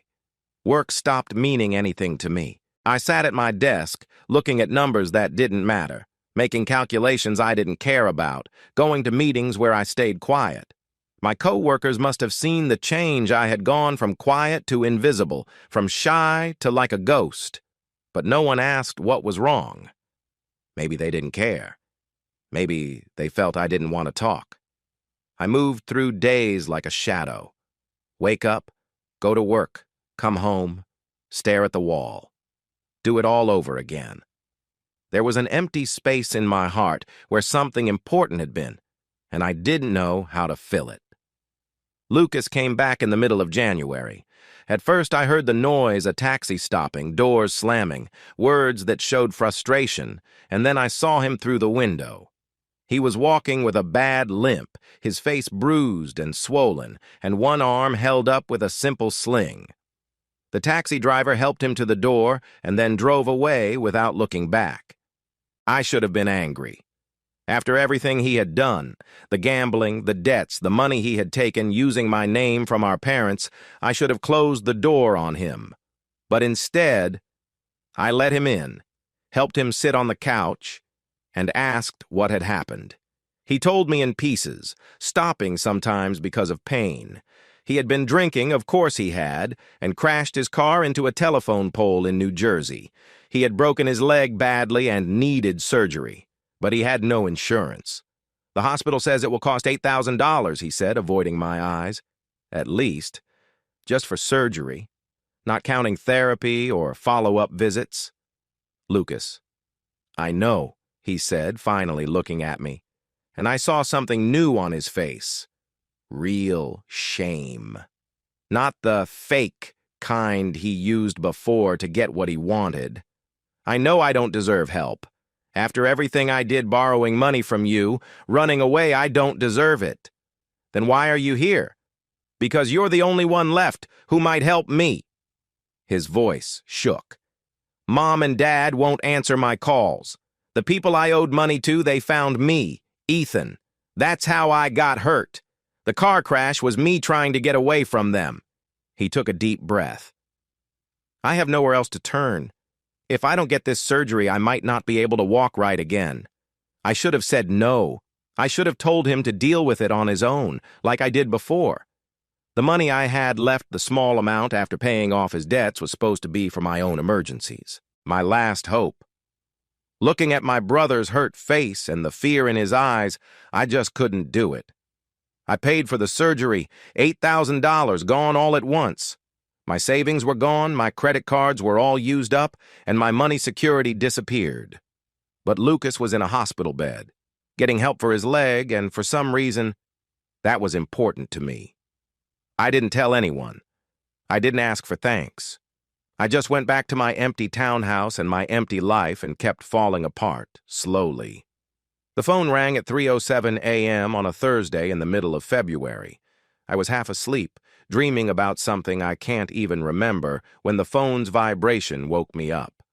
I grabbed my phone, squinting at the bright screen. It was Sophia calling me for the first time since New Year's Eve. My heart stopped. "Hello?" "Ethan." Her voice was quiet and rough, like she had been crying. "Ethan, please come." I was already out of bed looking for my keys. "What happened?" "Sophia." "What's wrong?" Mom collapsed. "She's in surgery. She started crying again. The cancer spread. It's in her liver now. They don't know if she will make it." "Which hospital?" She told me. I was in my car before she even finished talking. The drive was 20 minutes. I don't remember any of the roads, the lights, or the turns. I only remember pulling into the hospital parking lot, running through the doors, and finding the waiting room. My heart was beating so fast I thought it would break my chest. I found her sitting in a plastic chair in the corner. She looked smaller than I had ever seen her. Her blonde hair was messy, her tears streaked down her face, and her clothes looked like she had just thrown on whatever was nearby. She looked up when I came in, and the look on her face, surprise, relief, and hope, almost made me cry. "You came," she whispered. "Of course I came." I walked across the room in 3 steps and pulled her into a hug. She leaned into me, crying, holding onto my shirt like I was the only steady thing in a world that felt like it was slipping away. I held her close, brushed her hair, and whispered things I don't remember, promises I wasn't sure I could keep. "I'm so sorry," I said again and again. "I'm so sorry, Sophia, for everything." She didn't answer. She just cried while I held her, and we waited. The hours that came after were the longest of my life. We sat together on those hard plastic chairs, holding hands, watching doctors and nurses hurry past, trying to help other people's families. The clock on the wall moved so slowly it felt like time had stopped. Sophia would rest her head on my shoulder, then suddenly wake up with a scared start, afraid she might have missed some news. I got us coffee from the vending machine. She didn't drink from the cup, but she held it gently, as if it kept her connected to the moment. I kept holding her hand through everything, not letting go even when my fingers felt numb. During that long night, she finally told me what had happened. Eleanor had said her stomach hurt the day before. It wasn't unusual because of her treatments, but the pain got worse overnight. By midnight, she couldn't stand. By 2 a.m, she had lost consciousness. The ambulance came, and Sophia sat beside her mother, watching the machines beep and the doctors share worried looks. "They said the illness spread faster than they thought," Sophia said, her voice low and tired. "It's in her liver now. They're trying to fix what they can, but—" She stopped. We both understood what she meant by "but." At dawn, the surgeon came to find us. He was an older man with gray hair and a tired face. Doctors learn to keep calm when they have to share bad news. But when he sat with us, there was a small sign of hope in his eyes. "She made it," he said. Sophia squeezed my hand so hard I thought she might hurt me. "The surgery worked. We took out the damaged part of her liver and her vital signs are stable. It will be a long recovery, likely months, and she will need strong treatment still. But for now, she's alive." Sophia cried, but this time it was tears of relief, not sadness. I held her close and let her cry on my shoulder. My own eyes were wet with tears I didn't try to hide. "Thank you," I said to the surgeon, though the words didn't seem enough. "Thank you." He nodded and stood up to leave, but stopped at the door. "She's lucky to have people who care for her. That makes a big difference in getting better." He looked closely at us, our hands held tightly, our faces wet with tears. "Never forget how important it is to have someone with you." After he left, Sophia and I sat quietly for a long time. The relief was so strong, it made us feel empty and shaky. I held her. She held me. Outside the hospital window, the sun began to rise, coloring everything in soft gold. Then Sophia pulled away and looked at me with a serious face. I couldn't tell what she felt. "There's something I need to tell you," she said softly. "I was going to say it on New Year's Eve before you." She stopped and swallowed hard. "Before, Sophia. Please, let me finish." She took a deep, shaky breath. "I've been feeling sick every morning for the last 3 weeks. Nausea, sore breasts, and tiredness.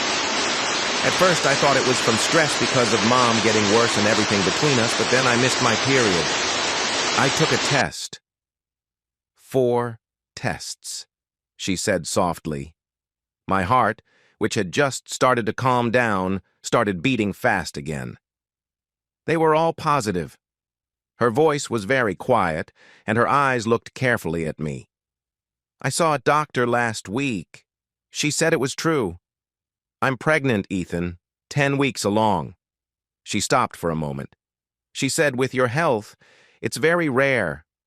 Less than 1% chance. But not impossible." The world felt like it was spinning. Less than 1%, a tiny chance. A real miracle. The doctor's words from a few weeks ago came back to me, mixing with Sophia's words and changing how I felt. It was something I never thought could happen. "Say something," Sophia asked, tears falling from her eyes. "Please. I know you ended things, and I know you didn't want—" I kissed her. It wasn't soft or careful. It was full of strong feelings, sadness, loneliness, and everything I had been holding inside for weeks. When I finally let go, we were both crying. "I thought I couldn't give you this," I said, my voice shaky. "I ended things because I thought I could never have children. Because people kept telling me I wasn't good enough, and I believed them. Ethan, I was wrong." I held her face gently, using my thumbs to wipe her tears. "I was so wrong about everything." I kissed her forehead, her nose, then her lips. "I'm sorry. I'm really sorry. You're not upset?" She was shaking a little in my arms. "I thought you pushed me away because you didn't want this. A baby. A family. Upset?" I laughed a real laugh, the first in a long time. "This is everything I thought I couldn't have. Everything I thought was impossible." I pulled her closer, breathing in the smell of her hair, feeling her heartbeat against mine. "You're giving me a miracle, Sophia. How could I ever be upset about that?" We held each other there, in the plain hospital waiting room, surrounded by machines and the memories of fears we were finally letting go. 2 hurt people, finding each other again. Finding something we never thought could happen. Outside, the sun rose higher, lighting up the room. The next afternoon, Eleanor woke up. Sophia and I took turns resting on the hard chairs, neither wanting to leave the hospital until we knew Eleanor was truly okay. When the nurse finally came to say Eleanor was awake and asking for her daughter, we stood up so fast we almost knocked over the table. They let us see her 2 at a time at first, then 1 by 1. Sophia went first. I waited in the hallway, walking back and forth, looking through a small window in the door, watching mother and daughter hug. Eleanor looked very fragile in the hospital bed tubes and wires connected her to machines that made soft sounds. Her silver hair was spread across the white pillow like a soft glow, but her eyes were open, and she was smiling. When she saw Sophia's face, she reached up with shaky hands to hold her daughter's cheeks. I thought I should wait outside and give them some space. But Sophia looked at me and asked me to come in. I couldn't say no, not now, after everything. Eleanor's eyes found mine as I moved closer to the bed. She glanced down at where Sophia was holding my hand, and her face tightened for a moment. Just a little. just long enough for me to see it. "Mom," Sophia said softly, "there's something I need to tell you." My heart started beating faster.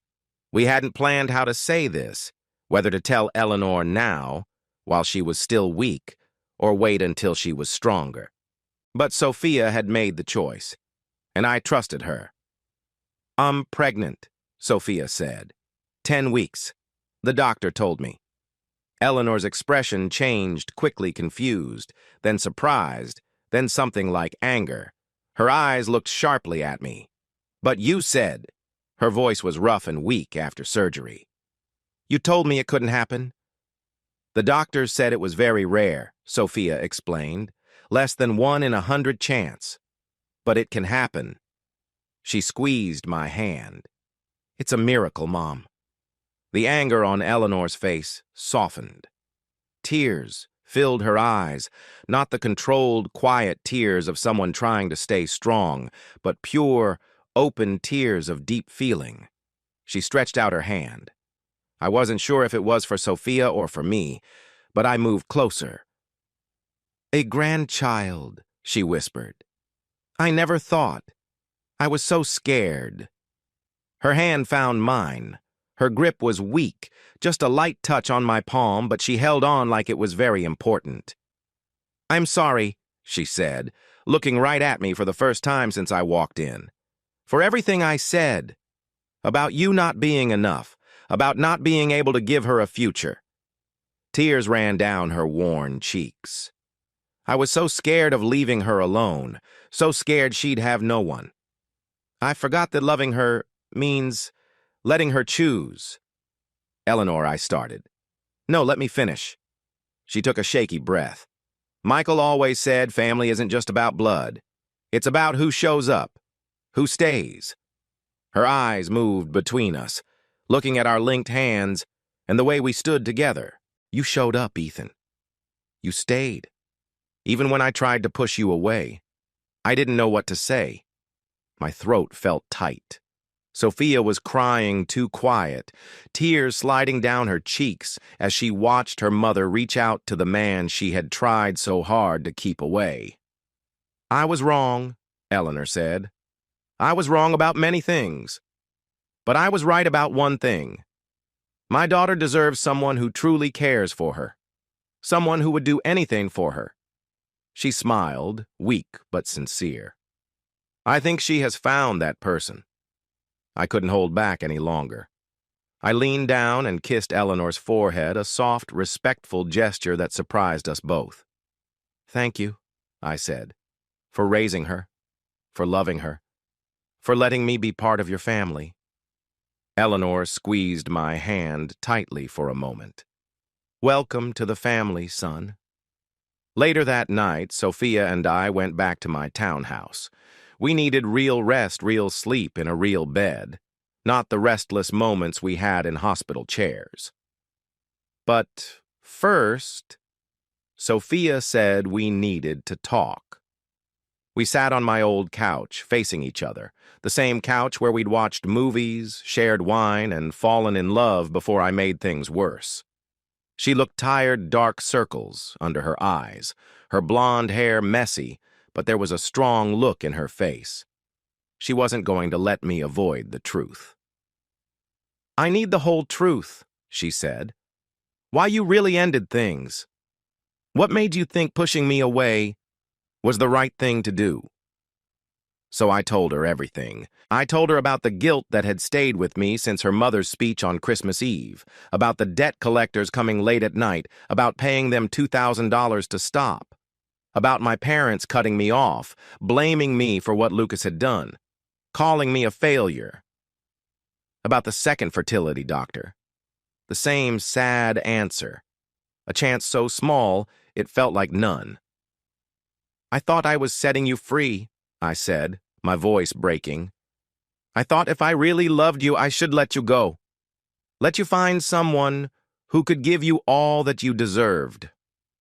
Sophia listened quietly. When I finished, she sat in silence for a long moment, thinking about everything I had said. "You're an idiot," she said finally. I laughed. I couldn't help it. I know. No, I don't think you do. She reached up and held my face softly, making me look at her. You decided what was best for me without asking me. You made a choice about my life and my future without giving me a chance to say anything. That's not love, Ethan. That's fear. I know, I said again, but more quietly. I was scared. Scared I wasn't enough. Scared I would fail you the way I failed Olivia. You didn't fail Olivia. Her voice was strong. Your marriage didn't work out. That's not the same thing. And even if it was, not Olivia. I don't need you to be perfect. I just need you to be honest with me. I can do that. Can you? She looked directly into my eyes, searching for a real answer. Because I can't go through this again. I can't wake up one day and find out you gave up for me without even talking to me first. I won't, I said, holding her hands gently. I promise. No more running away, no more doing what you think is best alone. We're a team. We decide things together. She looked at me for a while. Then she leaned closer and kissed me softly and slowly, like we were making a promise. Good, she whispered near my lips, because I'm having your baby, and I will need you by my side. Calling my parents was the hardest thing I had ever done. Sophia sat next to me on the couch, holding my hand while I dialed my mother's number. The phone rang 4 times before she answered. Ethan, her voice was cold. What do you want? I took a deep breath. I have something important to tell you. Both of you. Is Dad there? A pause. Then I heard my father's voice quietly in the background and a click as they put me on speaker. We're here, my mother said. Make it quick. I'm going to be a father. There was total silence.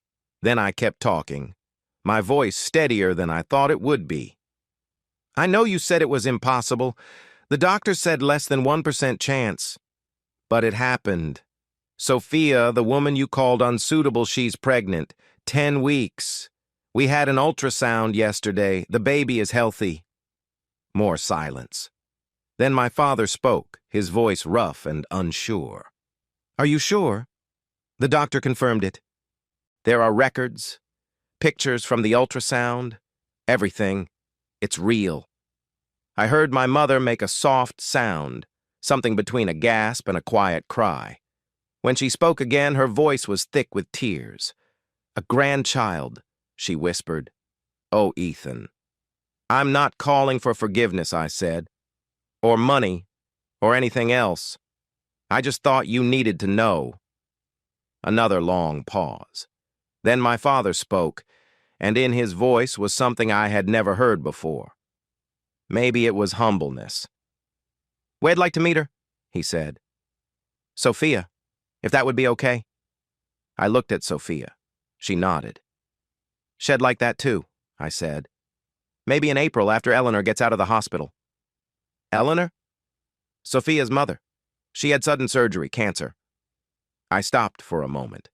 She'll be okay, but she needs time to get better. I heard my parents speaking quietly to each other on the other side of the line. Then my mother spoke again. April sounds good, she said. Her voice was still cool, but it was softer than before. Well, be in touch. After I hung up, Sophia squeezed my hand. That went better than I thought. It's a start, I said. Not forgiveness, but a start. A week later, Lucas came to visit. I heard a knock at the door. When I opened it, there was my brother, leaning on a crutch. He looked thinner than before, with faint marks on his face from the people who had found him. But there was something different in his eyes, something clearer. He was holding a bunch of flowers. These are for Eleanor, he said before I had a chance to speak. If she wants them. And this, he pulled a small envelope from his pocket, is for you. I took the envelope, feeling confused. Inside was a check for $300, every bit of money I had lent him over the past year. It's not enough, Lucas said quietly. I know. Not even close. But it's a start. He took a shaky breath. I've been sober since the accident. The nurses at the hospital found me someone to help. He said there's a program upstate free if I agree to work there after I finish. I'm going next week. I looked at him, unsure what to say. I'm sorry. His voice was rough, like the words had been stuck for a long time. For everything. The money I took, the lies I told Mom and Dad, the things I said to you on New Year's about being alone. His voice broke. I was jealous. You found someone who really loves you, and I couldn't deal with that. So, I tried to bring you down. Lucas. Let me finish. He looked straight at me. You've been fixing my problems since we were kids, and I never said thank you. I just kept making more problems. He shifted on his crutch. You're going to be a father. A good one, I think. Better than I could ever be. You deserve to be happy. And I'm going to really try not to mess that up anymore. For a long moment, I just stared at my brother, the frightened boy who had always been running away. The man who had made many mistakes and disappeared when things got hard. The man standing in front of me now, finally owning his choices. I pulled him in for a hug. Thank you, I said, and good luck with the program. I mean it. That night, Sophia stayed over. We lay side by side in my small bed, her head resting on my chest, her hand on her still flat stomach. Through the window, I saw the lights of Eleanor's house next door, the house where Sophia grew up, the porch where I first heard Eleanor's voice, calling me about dead leaves. I need you to promise me something, Sophia said softly.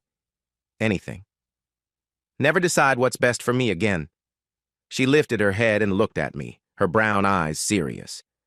We're partners. We make choices together, even the hard ones, even if it hurts. I promise. I kissed her forehead. No more running away, no more secrets, just us. She leaned back against my chest, and I felt her relax. For the first time in months, maybe years, the future didn't feel scary. It felt like something to reach for. Outside, the winter wind shook the windows. Inside, Sophia's heartbeat matched mine, and somewhere inside her, a new life was growing. I was going to be a father. I was going to be a husband.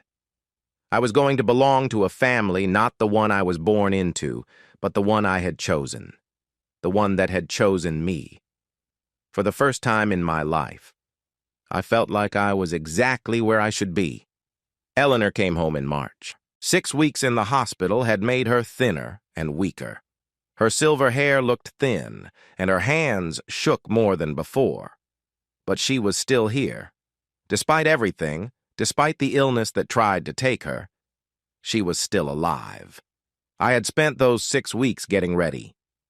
While Sophia stayed with her mother during the day, I changed Eleanor's living room into a space for her to rest.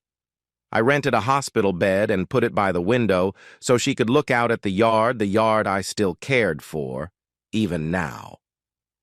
I bought a small table on wheels for her medicine, organized the pills into a weekly box, and made a schedule that Sophia and I could follow.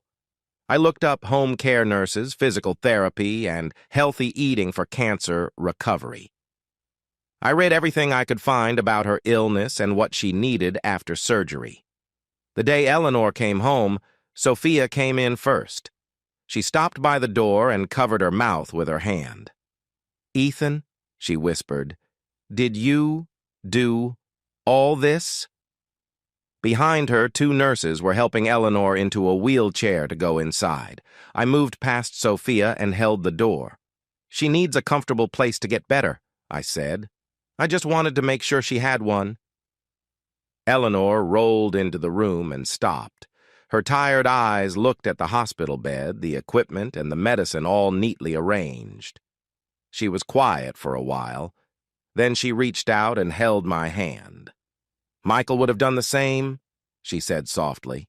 He always thought about how to help the people he loved. She squeezed my hand, stronger than I thought she could. You would have made him proud, Ethan. My throat tightened. Eleanor? I mean it. She looked up at me, her eyes shining. I was wrong about you. I worried so much about what you couldn't give Sophia that I forgot about all you did. She smiled, weak but real. Thank you for all of this, for loving my daughter. That was the first time she called me son without hesitation. For the first time since I had sat in the hospital waiting room in February, I felt like I truly belonged. My parents came to visit in April. The air was tense, thick, like you could cut it with a knife. They arrived in their rental car, dressed in their best clothes, as if they were on their way to an important meeting, not meeting their son's pregnant girlfriend, and her mother, who was still getting better. My mother's smile looked like she had practiced it many times. My father's handshake was stiff and formal, but still, they came. After everything, the blame, the silence, the hurt feelings, they came. Sophia was nervous. I could tell because she kept straightening her dress over her growing belly and fussing with the pie she had baked that morning. It was Eleanor's recipe chocolate cream, Michael's favorite, and she had been up since dawn to make it just right. They're going to hate me, she said, as we watched my parents' car pull up. They're not going to hate you, I said. They said I wasn't good enough. They were wrong. I took her hands gently. Even if they don't say it out loud, I know. You know. That's what matters. The first hour was quiet and tense. My mother talked about the weather, the flight, and the hotel. My father sat in Eleanor's chair and said almost nothing.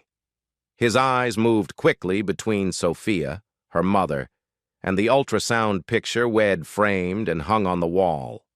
Eleanor, kind as always, filled the quiet moments with stories about Sophia as a child, about Michael's garage, about the day they brought their daughter home from the hospital. Then, Sophia brought out the pie. My mother took a bite. Something changed in her face. The forced politeness became softer, more real. This is delicious, she said. Where did you learn to make it? It was my father's favorite, Sophia said quietly. My mother taught me. Eleanor smiled from her hospital bed in the corner. She spent 3 hours making the crust this morning. Wouldn't let me help. My mother looked at Sophia, really looked like she was seeing her clearly for the first time since arriving. You made this all by yourself? From the start? I wanted it to be perfect. Sophia's voice was small, but steady. I know him not what you hoped for your son, but I love him, and I will spend my life trying to be the person he deserves. The room went still. I held my breath. Then my father spoke, his voice rough but honest. Anyone who works that hard on a pie isn't unsuitable. He looked at me. She's not what we expected, but I think he stopped, cleared his throat. I think maybe what we expected was wrong. It wasn't an apology. It wasn't forgiveness. But when my mother hugged Sophia before they left and whispered, "Welcome to the family," it felt like a new beginning. We married in June. It was a small gathering, 20 people. Eleanor's backyard, wildflowers. Sophia and I had picked that morning from the meadow behind the townhouses. The weather was perfect. Clear skies, warm breeze, smells of fresh grass and honeysuckle in the air. Sophia walked down the aisle on her own. She had wanted to do it that way. My father would have wanted to give me away, she said when I asked. But he's not here. And him not being given away, I'm choosing this. I'm choosing you. By then, she was 5 months pregnant. Her belly showed clearly under the simple white dress she had found at a second-hand shop. Her blonde hair fell loosely around her shoulders, decorated with small white flowers. She was the most beautiful thing I had ever seen. Eleanor sat in the front row, wrapped in blankets even though it was warm outside. Tears ran down her face. Lucas stood next to me as my best man. He had been sober for 3 months now. His eyes were clear, and his hands were steady for the first time in a long while. My parents sat together in the second row, holding hands.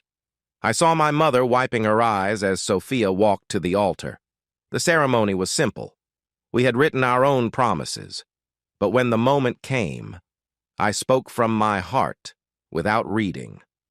For years I thought I was broken, I said with a shaky voice. I thought there was something wrong with me, that I could never be enough for anyone. I took Sophia's hands in mine. You showed me I was wrong. Not by fixing me, I'm still not perfect, but by loving me anyway. By choosing me anyway. I smiled with tears on my face. I'm not broken, Sophia. I just needed to find where I belong, and I belong with you. When she said, I do, when I put the ring on her finger and when we kissed while our families cheered, it felt like all the hard times before had brought me here. Every loss, every time I felt unwanted, every sad moment, it all led to this woman, this moment, this new life. Lily was born in September. Sophia's water broke during dinner at Eleanor's house. We had been having Sunday dinners there every week since Eleanor left the hospital. It had become our way of building the family we always wanted. That night, we were halfway through Eleanor's pot roast when Sophia suddenly grew still. Ethan, she said, calm but serious. We need to go to the hospital.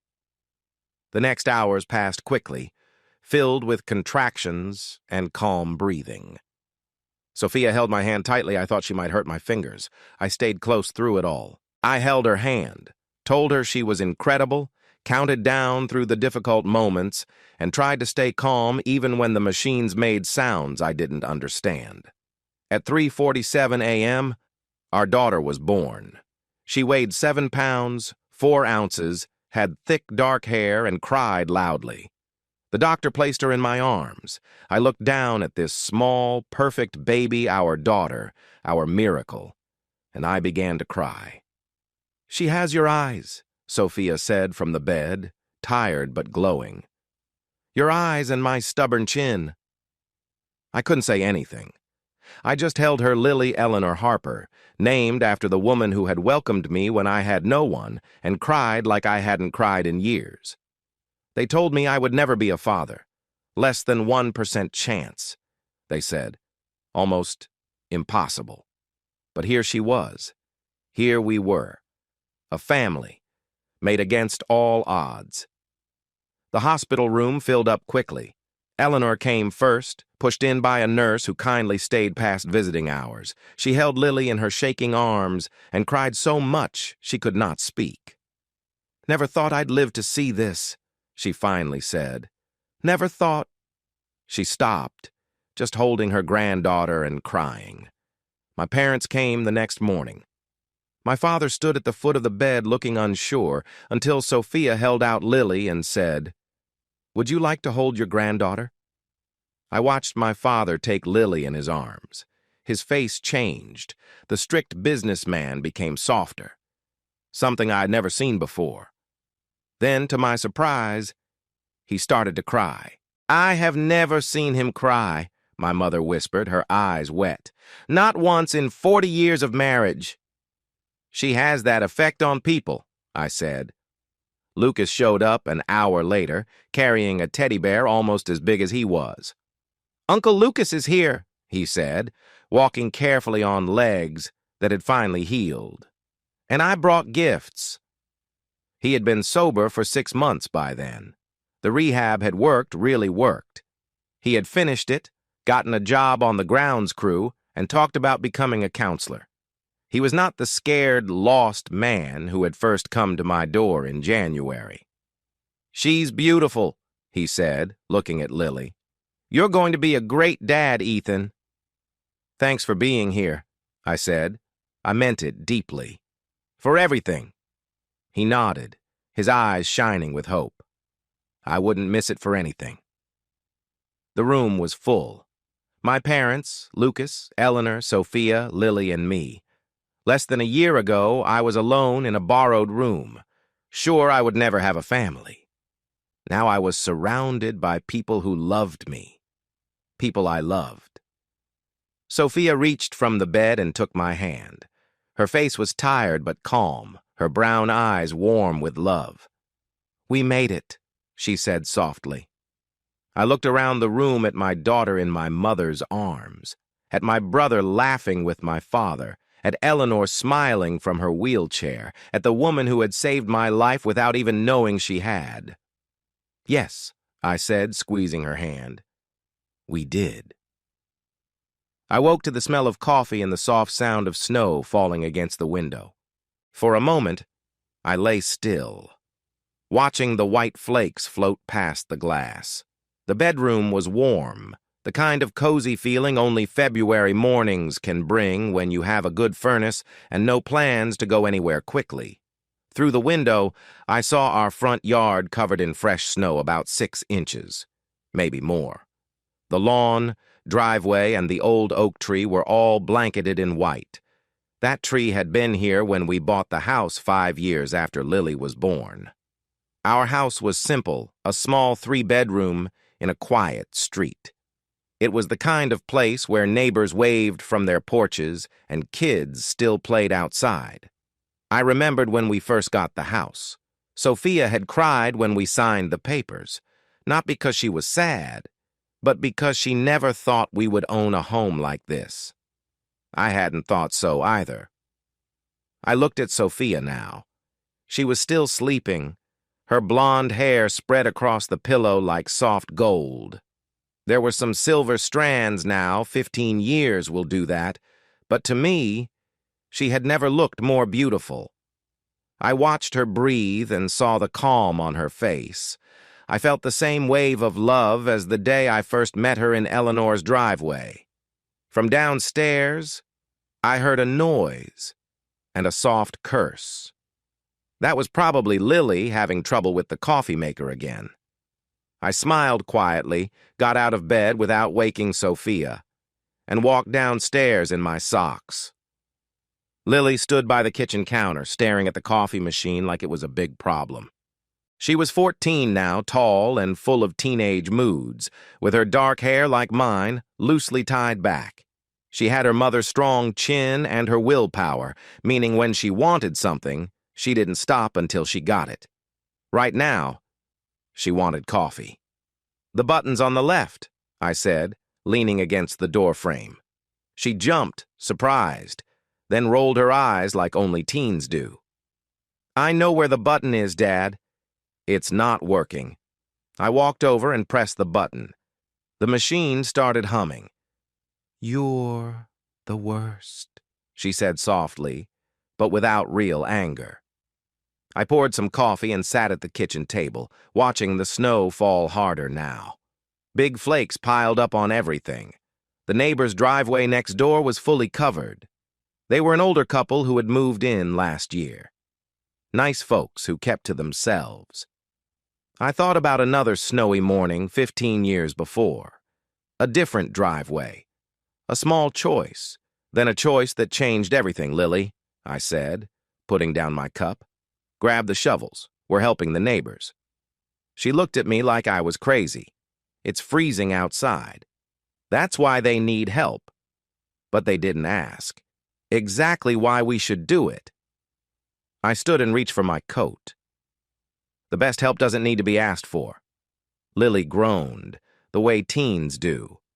But she came with me to the closet and got her boots on. I watched her zip up her jacket. She moved quickly and carefully, even though she said it was too cold. I felt proud. She was a good kid, better than I deserved. We grabbed the shovels from the garage and went outside. The cold was harsh, just like I remembered from that day 15 years ago. It stung my face and fingers, and my lungs hurt with every breath. But there was also something calm about it, the quiet of the snow-covered world, and the steady rhythm of digging and tossing snow. Lily worked beside me quietly at first, her breath showing in little clouds. Then, Halfway through the driveway, she asked, "Dad, why are we doing this?" I stopped and leaned on my shovel.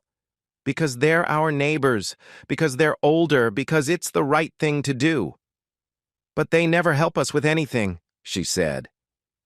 "Maybe they can't," I said, digging again. "Sometimes people need help but don't know how to ask. Or they feel too proud.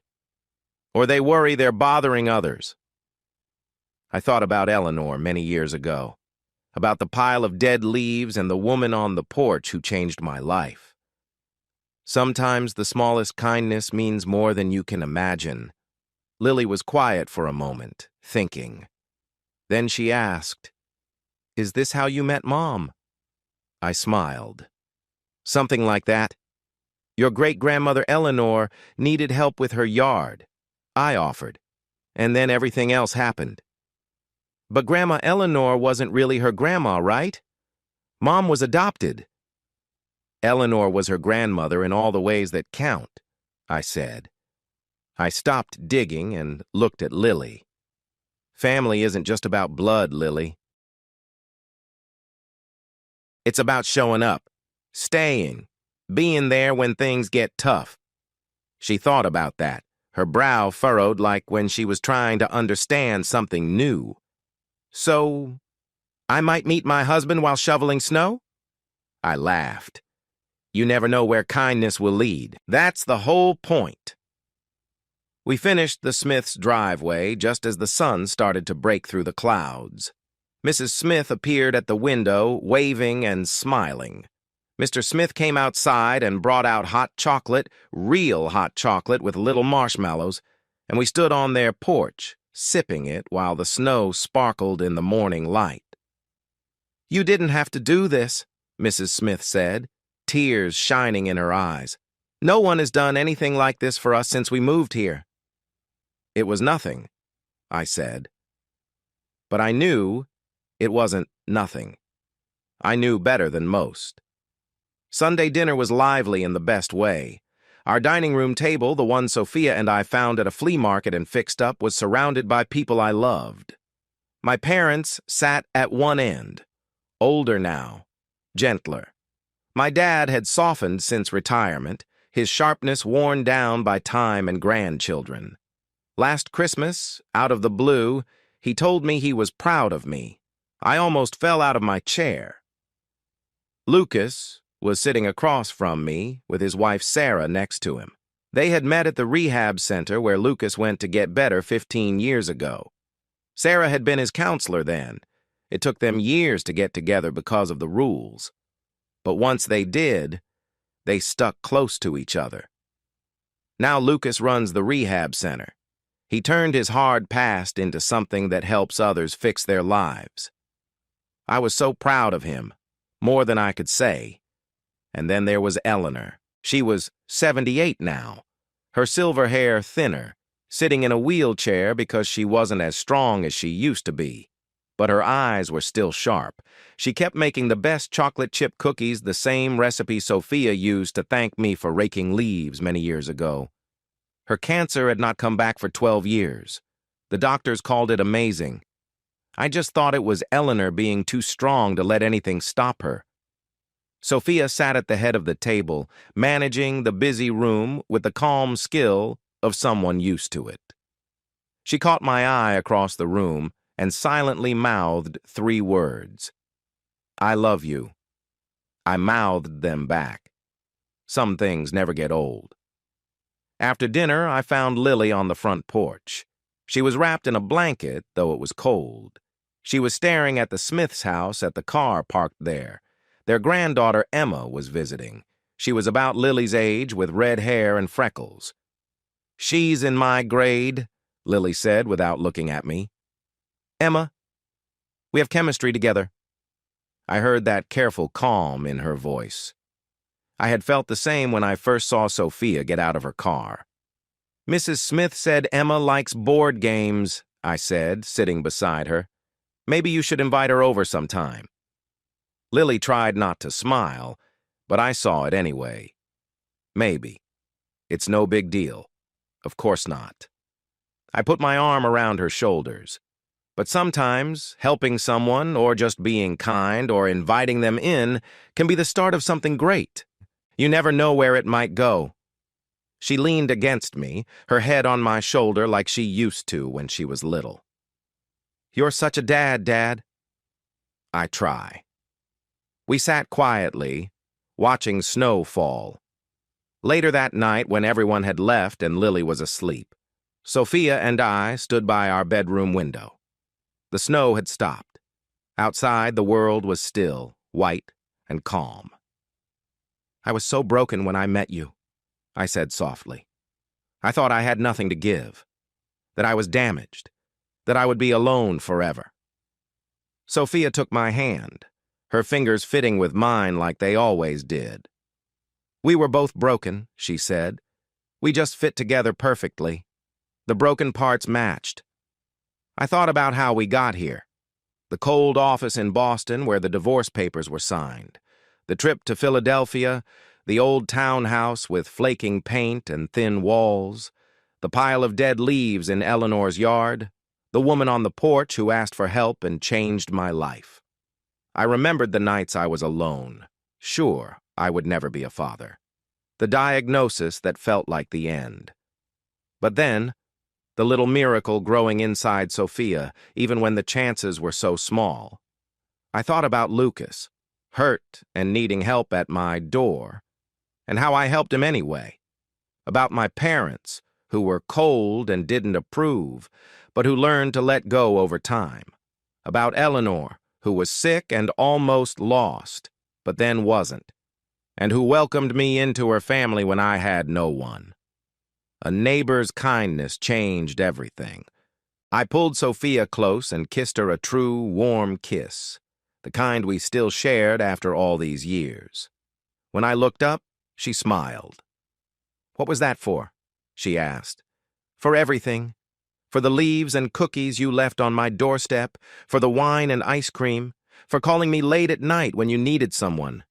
I moved a light strand of her silver hair behind her ear, for choosing me, for letting me choose you. She leaned her head on my chest. Best choice I ever made. We stood together watching the snow outside, feeling the warmth inside and the life we built. A life I never thought was possible, one that started with a pile of dead leaves and a woman who needed help. They said I was broken, that I couldn't be a father. They were wrong. I kissed my wife goodnight, grateful for every single day.